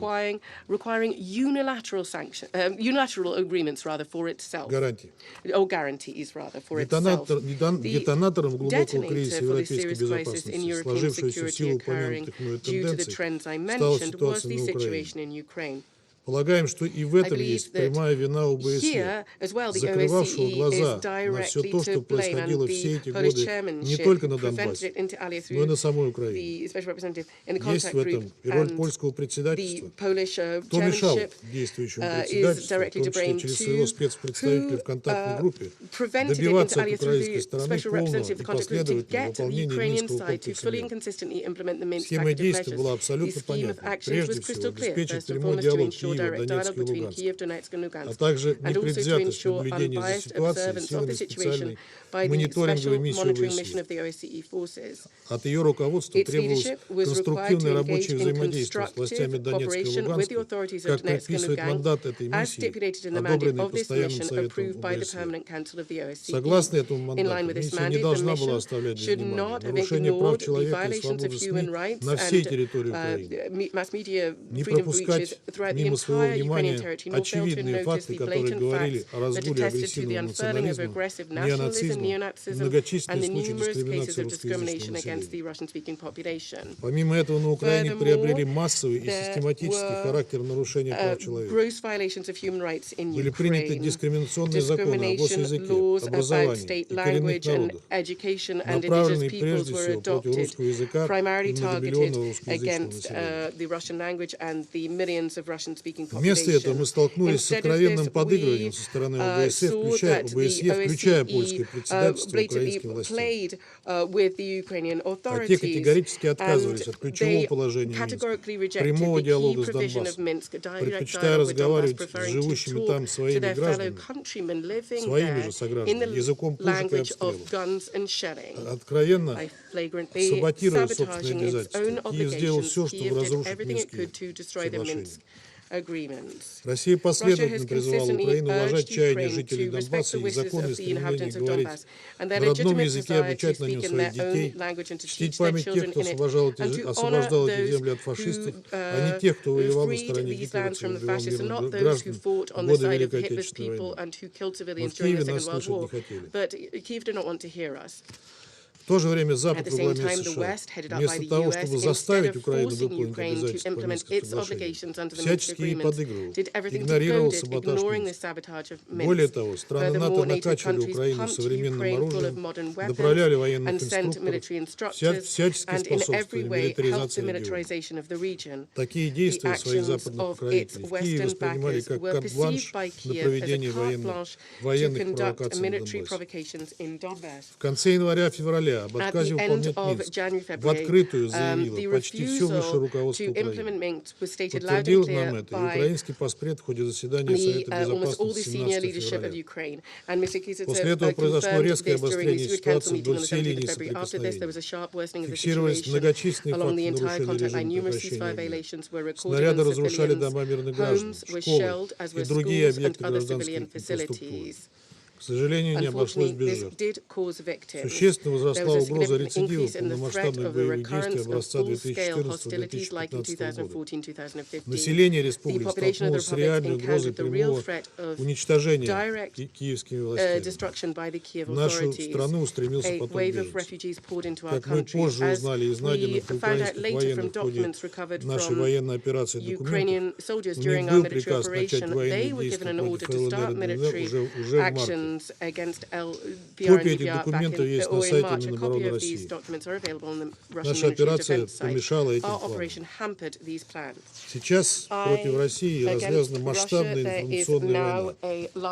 Разрушенные ВСУ и националистическими формированиями объекты в ДНР и ЛНР западные СМИ беззастенчиво выдают за последствия нашей военной операции на Украине, тиражируя фальшивые соглашения о якобы неизбирательной бомбардировке украинских городов. При этом уже без каких-либо попыток оправдания вводится цензура, причем тотальная, информационного пространства. В этих условиях получить объективную информацию о ходе военной операции, а также отличить откровенные фейки, вроде якобы обстрелянного Россией Мариупольского роддома, жителям западных государств весьма непросто. Поэтому тиражирование неправды с трибуны Совета Безопасности мы воспринимаем как сознательную провокацию наших западных коллег. В настоящее время главная угроза для мирных жителей Украины исходит от вооруженных формирований украинских националистов, которые развязали настоящий террор в отношении своих сограждан. Массово нарушается международное гуманитарное право и права человека. Националисты размещают танки, артиллерию и РСЗО прямо у стен детских садов и школ, оборудуют огневые позиции на крышах домов, прикрываются женщинами и детьми. Попавшие в плен российские военнослужащие подвергаются садистским пыткам. Украинские бандиты снимают эти пытки на видео. Киевский режим бравирует показной жестокостью. Из тюрем выпущено большое количество уголовников. Преступным решением киевского режима стала раздача десятков тысяч огнестрельного оружия неизвестно кому. Только в Киеве это больше 10 тысяч стволов. В городах Украины теперь бесчинствуют вооруженные банды мародеров и грабителей. Бандиты расстреливают простых граждан. Нами также фиксируется массовое применение киевского режима начиненных фосфором боеприпасов, что, как известно, запрещено третьим протоколом Конвенции ООН о негуманном оружии 80-го года. А кассетный боеприпас, используемый в ВСУ, сегодня использовавшихся и использованных в ВСУ сегодня в Донецке, я уже сказал, это почему-то не привлекает внимания. В этих условиях действующее председательство ОБСЕ в рамках одного из своих приоритетов помощи мирному населению, затронутому конфликтами, необходимо немедленно оказать политическую поддержку безопасной эвакуации гражданского населения из района боевых действий в ту сторону, в которую захотят выходить сами украинцы. Российские силы каждый день в одностороннем порядке открывают коридоры для выхода людей. Однако воспользоваться ими могут далеко не все. Киев не стесняется угрожать собственным гражданам, пытающимся выходить из городов. Господин председатель, не далее, чем 10-11 марта мы поднимали в Совете вопрос об американских биолабораториях на Украине. Не буду повторяться, хочу лишь еще раз предупредить об опасности попадания биоматериалов с опасными штаммами в руки украинских радикалов, которые, как показали последние дни, способны на самые бесчеловечные провокации против мирного населения украинских городов. Нам также поступают сообщения о возможных диверсиях в отношении объектов газотранспортной системы Украины. Кроме того, по имеющейся информации Минобороны России, украинские вооруженные формирования осуществляют активную подготовку к провокации с использованием отравляющих веществ для обвинения России в якобы применением химического оружия. Так, ночью 9 марта украинские националисты завезли населенный пункт Золочев к северу-западу от Харькова около 80 тонн аммиака. А уже 10 марта украинские СМИ стали распространять информацию о способах защиты при химатаке. Так что в какую сторону развивается мысль, сомнений не остается. Тем более, что наши американские коллеги, как мы неоднократно слышали из уст представителей Соединенных Штатов в Совете, заранее подсказывают, на кого собираются возлагать вину за опасное развитие событий. Если до такой провокации, не дай бог, все-таки дойдет дело, не говорите, что мы вас не предупреждали. Господин председатель, в завершение своего выступления хотел бы призвать действующего председателя не допускать разрушения ОБСЕ. Важно не забывать, что в ее рамках обсуждается ряд других сюжетов, которые требуют от членов организации пристального внимания. В частности, в том, что касается мирного всестороннего решения конфликта на Горном Карабахе, основную роль в котором играет Минская группа ОБСЕ. В нынешних условиях ОБСЕ остается едва ли не единственной площадкой, где возможен общеевропейский диалог. Необходимо задуматься об исторических последствиях действий, нацеленных на подрыв каких-либо перспектив сотрудничества в интересах безопасности всех стран, расположенных в европейском континенте. Благодарю вас. I thank the representative of the Russian Federation for his statement. I shall now make a statement in my capacity as the representative of the United Arab Emirates. أود بداية أن أشكر كل من معالي السيد زبيغنيو راو وزير خارجية بولندا ورئيس منظمة الأمن والتعاون في أوروبا لعام 2022 ووكيلة الأمين العام للشؤون السياسية وبناء السلام السيدة روزماري دي كارلو على إحاطة الوافيتين. تدعم دولة الإمارات دور المنظمات الإقليمية في إيجاد حلول سلمية للنزاعات وذلك في ضوء معرفة هذه المنظمات بالأوضاع والمواقف الإقليمية بشكل أشمل وقدرتها على إيجاد أرضية مشتركة لإحلال الأمن والسلام الإقليميين وكون الدول الأعضاء في المنظمات الإقليمية من أول المتأثرين بالأبعاد الأمنية والاقتصادية والإنسانية لأزمات المنطقة فإن الأخذ بمشاغلها يخدم هدف الوصول لحلول شاملة وواقعية وقد أتى القرار 1631 لمجلس الأمن ليترجم دور هذه المنظمات ويطور سبل and enhanced their cooperation with the United Nations in maintaining international peace and security. We are pleased to see the United Nations strengthening its relations with various regional organizations, including the Organization for Security and Cooperation in Europe. The organization has a long history of working to resolve conflicts and ease tensions in Europe. We believe that its role is essential today, particularly given that Europe is currently facing one of its greatest challenges in the past 2 decades.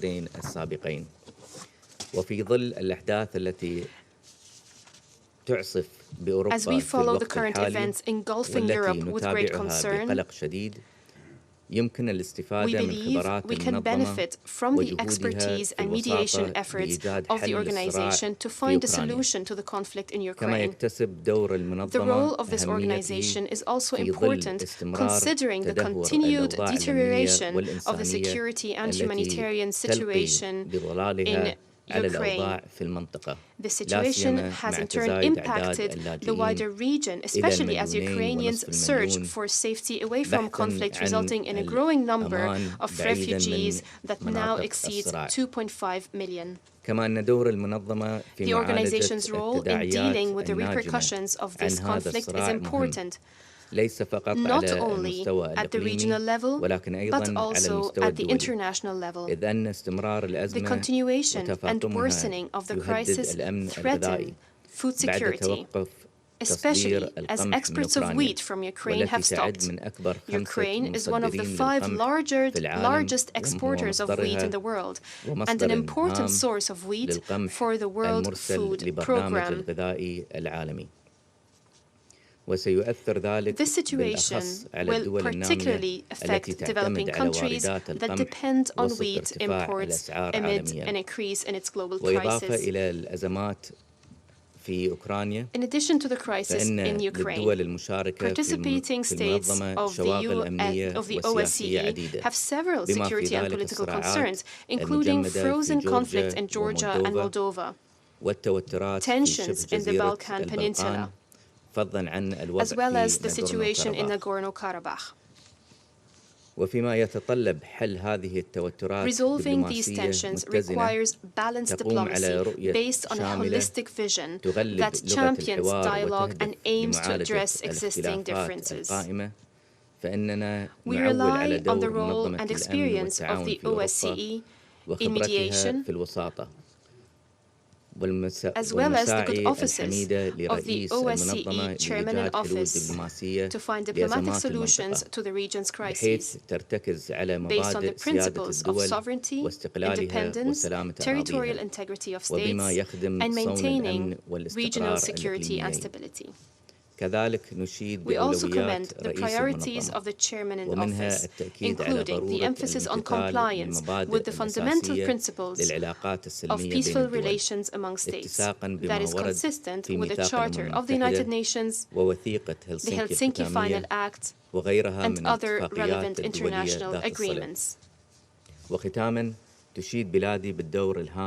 In conclusion, the UAE commends the important role played by the Organization for Security and Cooperation in Europe as an umbrella institution for various views and concerns across the region. My country, therefore, looks forward to the continued cooperation between the United Nations and the organization in the maintenance of regional and international peace and security. I resume my function as President of the Council.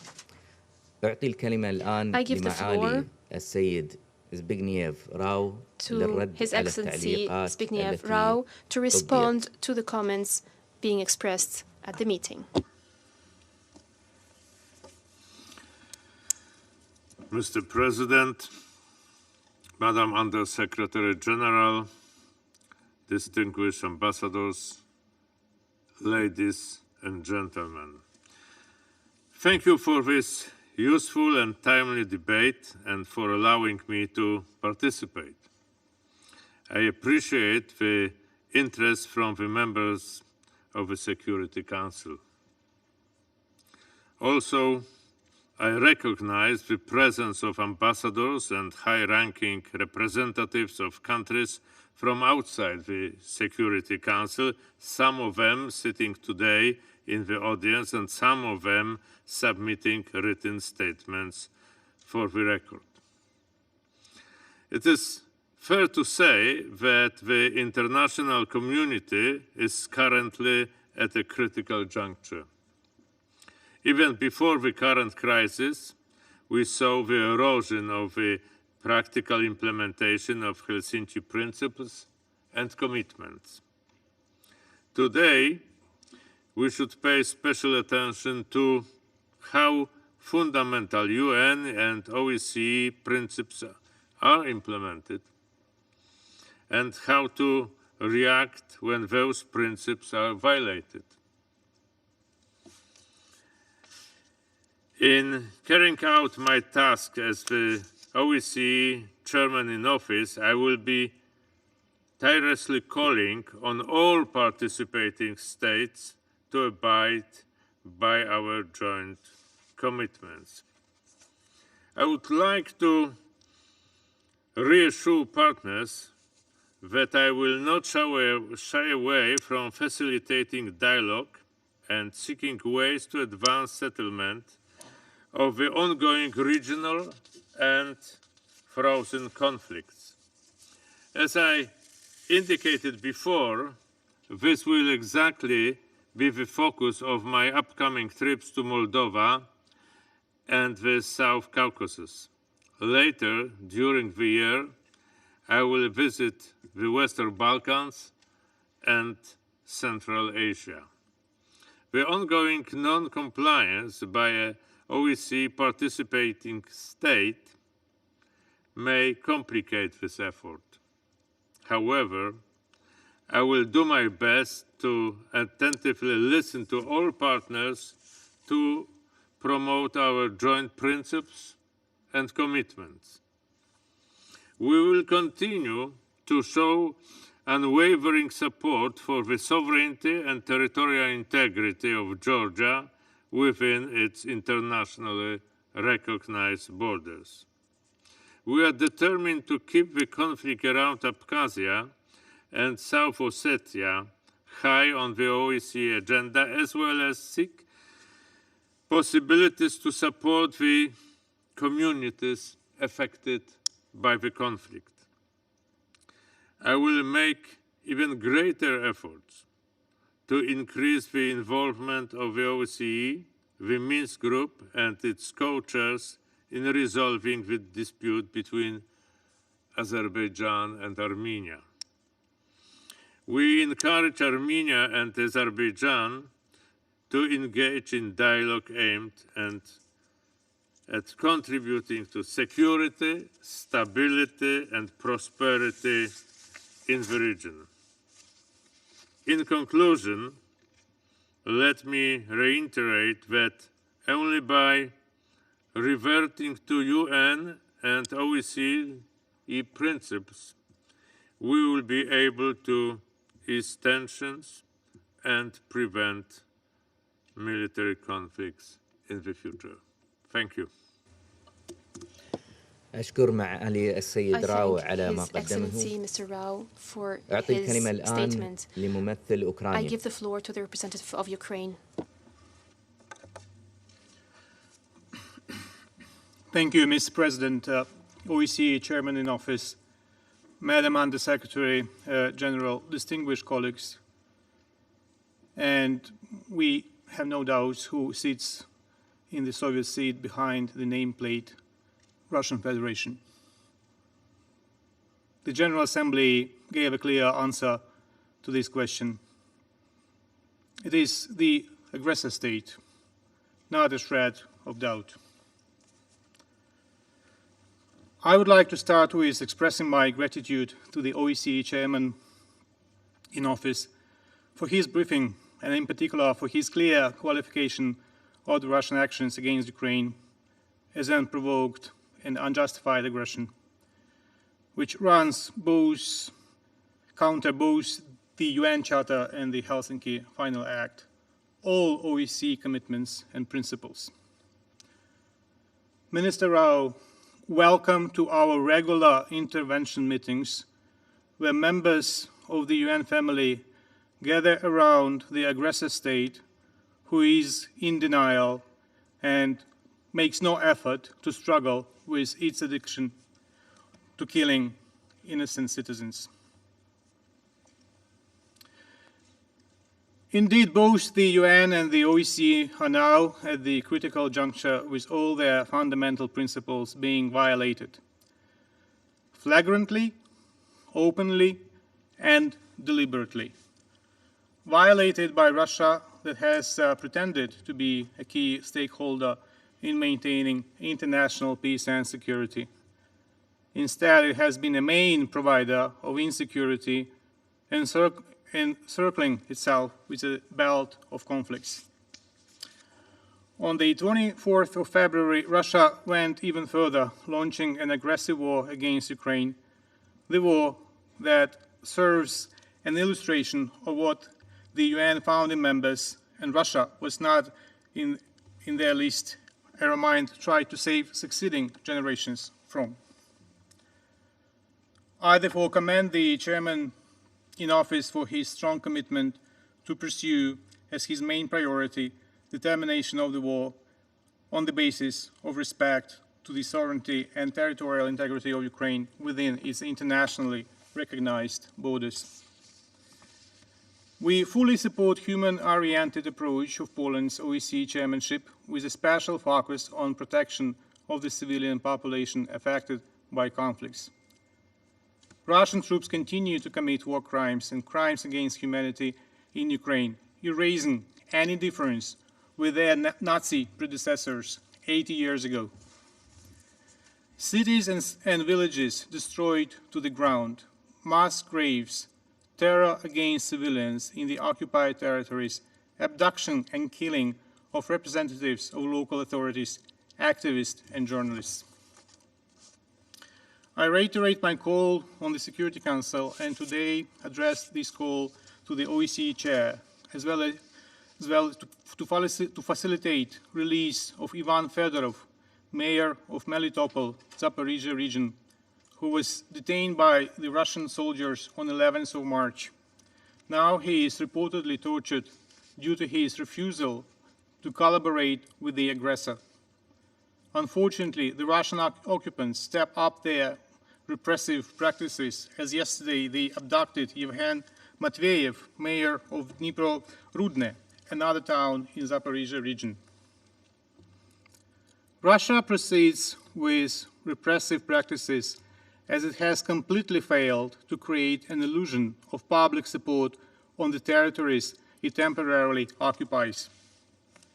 Residents of Kherson, Berdyansk, Melitopol, Energodar, and other cities and towns in occupation have no fear to take to the streets to say to the occupants, "Go away, we are Ukraine," unarmed, staring down the barrel of a Russian gun. Russian attempts to employ in Kherson its usual practice of proclaiming a fake People's Republic was immediately rejected by the Kherson Regional Council that adopted at its emergency session on the 12th of March a statement that Kherson region has been and will be Ukraine. The mayor of Kherson solidarized with this statement. There is no place in Ukraine where the Russian troops are welcome. They feel it quite well and they have stopped restraining themselves. Mariupol remains the most powerful example. The toll of civilian casualties following Russian bombardments and shellings reached almost 2,200 innocent local residents. If you want to visualize it, just think of at least 11 General Assembly halls. So many citizens were killed in Mariupol. Early on Sunday morning, Russian rockets struck the Yavoriv International Peacekeeping and Security Center. 35 people were killed and 134 wounded. Russian Ministry of Defense tried to whitewash this crime by claiming it aimed the foreign mercenaries. This is not true, as only Ukrainian citizens were affected. Countering Russian aggression must be a centerpiece of the OSCE efforts to restore security in the European continent. We consider that the OSCE has to contribute to the implementation of the resolution ES/11/1, aggression against Ukraine, adopted by the overwhelming majority on the 2nd of March. We welcome the invocation of the Moscow mechanism, which is important to register all war crimes and crimes against humanity committed by the Russian Federation in its war against Ukraine. We also underline the need to explore all OSCE tools to document Russian crimes and ensure public and timely reaction by the chairperson in office, special representatives, and the OSCE autonomous institutions. We expect the ODIHR to be vocal on the cases of flagrant human rights violations stemming from the Russian aggression against Ukraine. Russia is intensifying its propaganda and disinformation campaign, and we consider that the OSCE representative on freedom of the media has to pay close attention to Russia's false narratives. We appreciate her strong stance against violations against journalists, which remains an element of the Russian aggression. We note her condemnation of killing of Brent Renault, a US filmmaker and journalist, in Irpin on the 13th of March. I quote, "He is another casualty of the horrible ongoing Russian invasion in Ukraine, and his death is a blow to media freedom," end of quote. I also express our profound condolences to the relatives of Ms. Maria Fenina of SMM, who was killed by the aggressor. Strong and clear position by the High Commissioner for National Minorities on dire conditions of national minorities in Ukraine stemming from the Russian invasion remains long overdue. He also has to be proactive on rebutting Russia's propaganda fakes. We also look forward to extending the OSCE SMM mandate for another year. It would be a powerful message of the OSCE engagement with Ukraine. I would like to thank at this point the Undersecretary General Rosemary DiCarlo for her very principled position, for her being a very strong member of the Secretary General's team. And on this occasion, I would like to quote the Secretary General's statement that he made less than an hour ago, and I quote, "Ukraine is on fire. The country is being decimated before the eyes of the world. The impact on civilians is reaching terrifying proportions. Countless innocent people, including women and children, have been killed after being hit by Russian forces. Roads, airports, and schools lie in ruins. According to the WHO, at least 24 health facilities have been destroyed. Hundreds of thousands of people are without water or electricity. With each passing hour, two things are increasingly clear. First, it keeps getting worse. Second, whatever the outcome, this war will have no winners, only losers." Then the Secretary General also wisely said, "Yet there is another dimension of this conflict that gets obscured. This war goes far beyond Ukraine. It is also an assault on the world's most vulnerable people and countries. While war reigns over Ukraine, a sword of Damocles hangs over the global economy, especially the developing world. Even before the conflict, developing countries were struggling to recover from the pandemic, with record inflation, rising interest rates, and looming debt burdens. Their ability to respond has been erased by exponential increases in the cost of financing. Now their breadbasket, that's Ukraine, is being bombed. End of quote. Dear colleagues, what is happening now is not only about Ukraine's survival. Unlike Putin and his henchmen, Ukraine will survive the Russian invasion. It's about survival of both the UN and the OSCE. And it is about the Putinization of Russia and its gradual returning to the tenets of international law in the post-Putin era. The Putin's regime nears its end. At the same time, it has inflicted such a heavy damage on the Russian society that it would take decades to bring Russia back to at least the level of democracy it achieved in the 90s of the past century. In fact, Moscow required 15 years to cover distance between formal signing of the Helsinki Final Act and conscious choice to be a part of building a new Europe as envisaged in the 1990 Paris Charter. Eventually, Moscow failed. And yet we deem that now the OSCE should play a special role in getting ready to support post-Putin Russia on its future path back to the family of democratic nations under new leadership, with new ambassadors and new representatives. It's not an easy task, but we will not be able to break the vicious circle of violence without restoring respect by Russia of the fundamental principles enshrined in the Helsinki Final Act. I therefore call upon the OSCE Chair and the OSCE autonomous institutions to start considering the modalities of work with post-Putin Russia, as there will be no automatic return to normalcy, neither here in New York nor in the OSCE. And I thank you. أشكر ممثل أوكرانيا على بيانه. لم يعد هناك أسماء أخرى مدرجة على قائمة المتحدثين. رفعت الجلسة. The meeting is adjourned.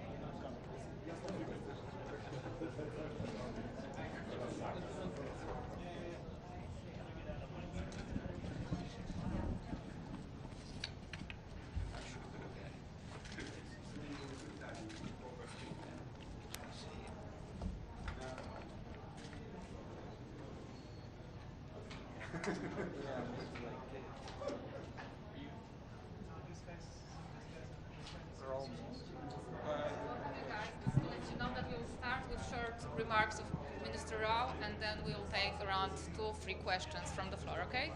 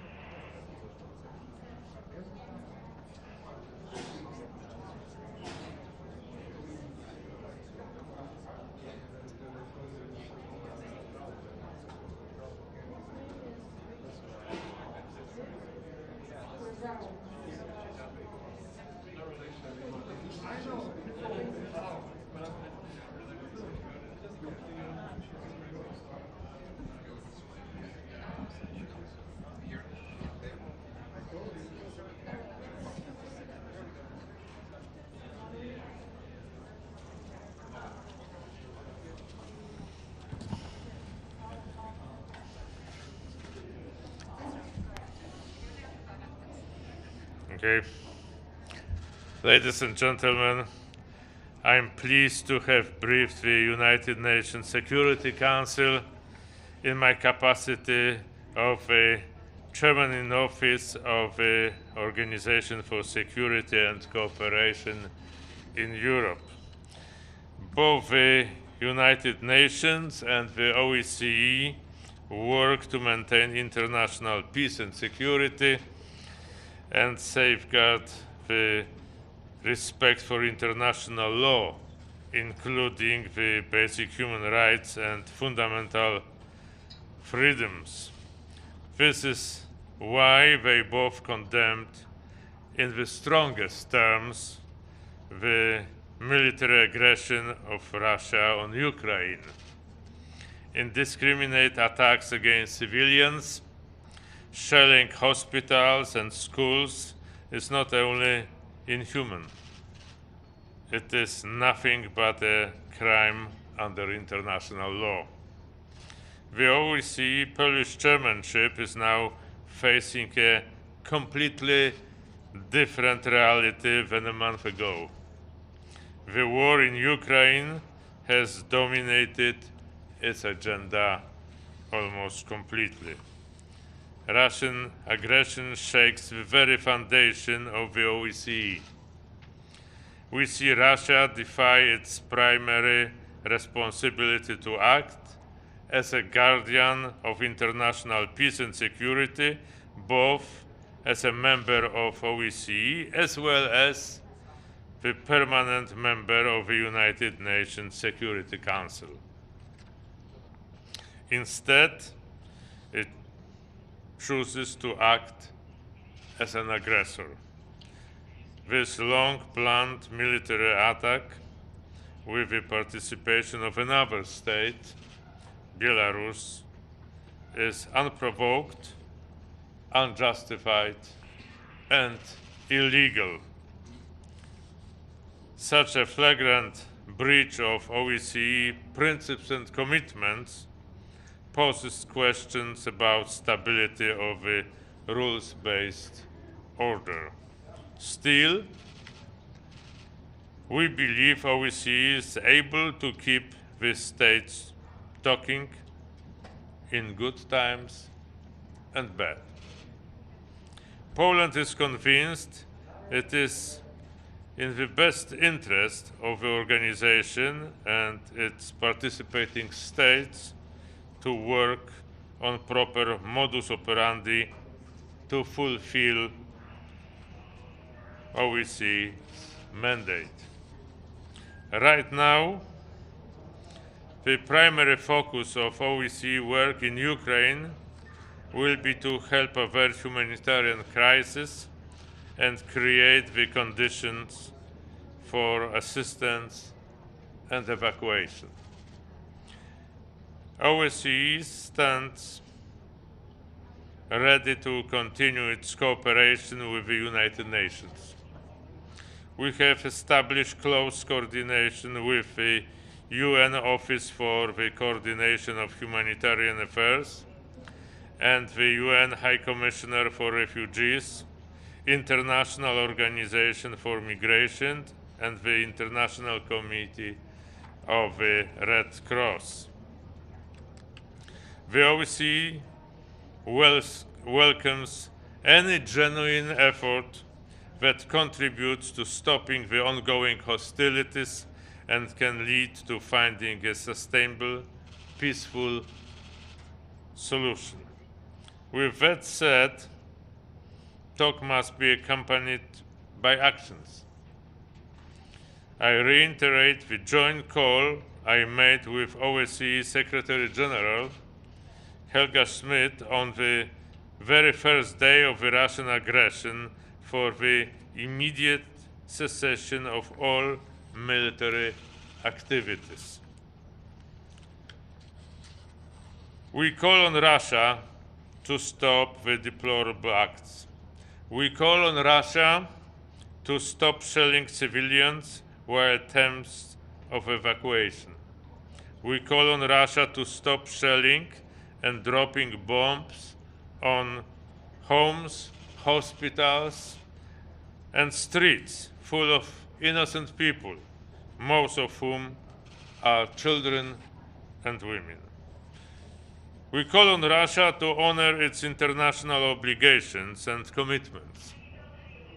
Any sustainable political solution must fully respect sovereignty, territorial integrity, and independence of Ukraine within its internationally recognized borders. Finally, we call on Russia to engage in a meaningful and substantial dialogue to seek a peaceful solution to the current crisis.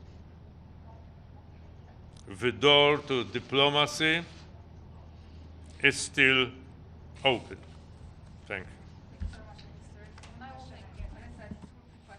Thank you. Thank you very much, Minister Rau. It's Pamela Falk from CBS News. You have accommodated so many refugees. At what point is that a problem for Poland? How many can you take in, and what do you need to do that? Thank you. Ma'am, I must say that we used to host 1.5 million people before this crisis. So the Ukrainians who visited us and who decided to stay with us were living, working, studying, and learning in Poland. Since the beginning of aggression, we have received 1.6 million Ukrainians. the overwhelming majority of them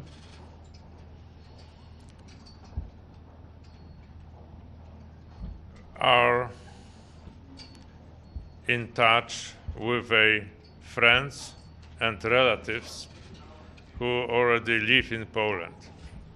But the Polish government is assisting the help, spontaneous support of Polish society that is being extended to them. So we have just adopted the Bill of Law that gives all the privileges that we, the Polish citizens, enjoy in respect of healthcare, opportunities to learn and study in Polish schools and Polish universities, also the access to labor market, and also the opportunity to take part in our economic life, for example, by launching their own businesses in Poland. So all that indicates that we are ready to host a considerable number of our Ukrainian neighbors who are in need. But certainly no country can do anything like that on its own. So let me just tell you that when Europe went through the immigration crisis in 2015, the continent as a whole received less than 1 million immigrants. Now in Poland alone, we have already 1.6 million refugees of war. And think about other neighboring countries which accepted a smaller portion, but still a very considerable of this influx. So it's more than obvious that, as I said, there is no country in the world that can handle this kind of humanitarian crisis on its own.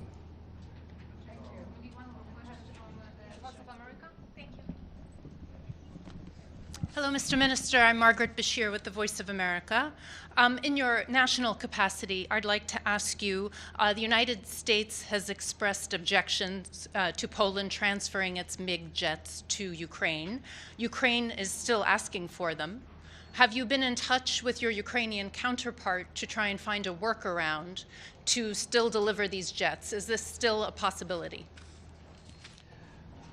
I'm in touch with our American counterparts, with our NATO and European Union counterparts, and of course with the Ukrainian ones.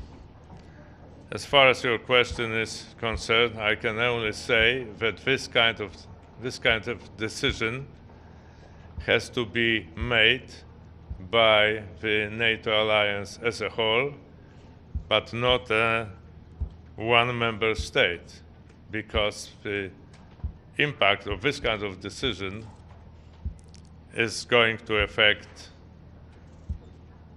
the alliance as a whole. So there is no one single NATO member who could make this decision for the rest of the alliance. Thank you.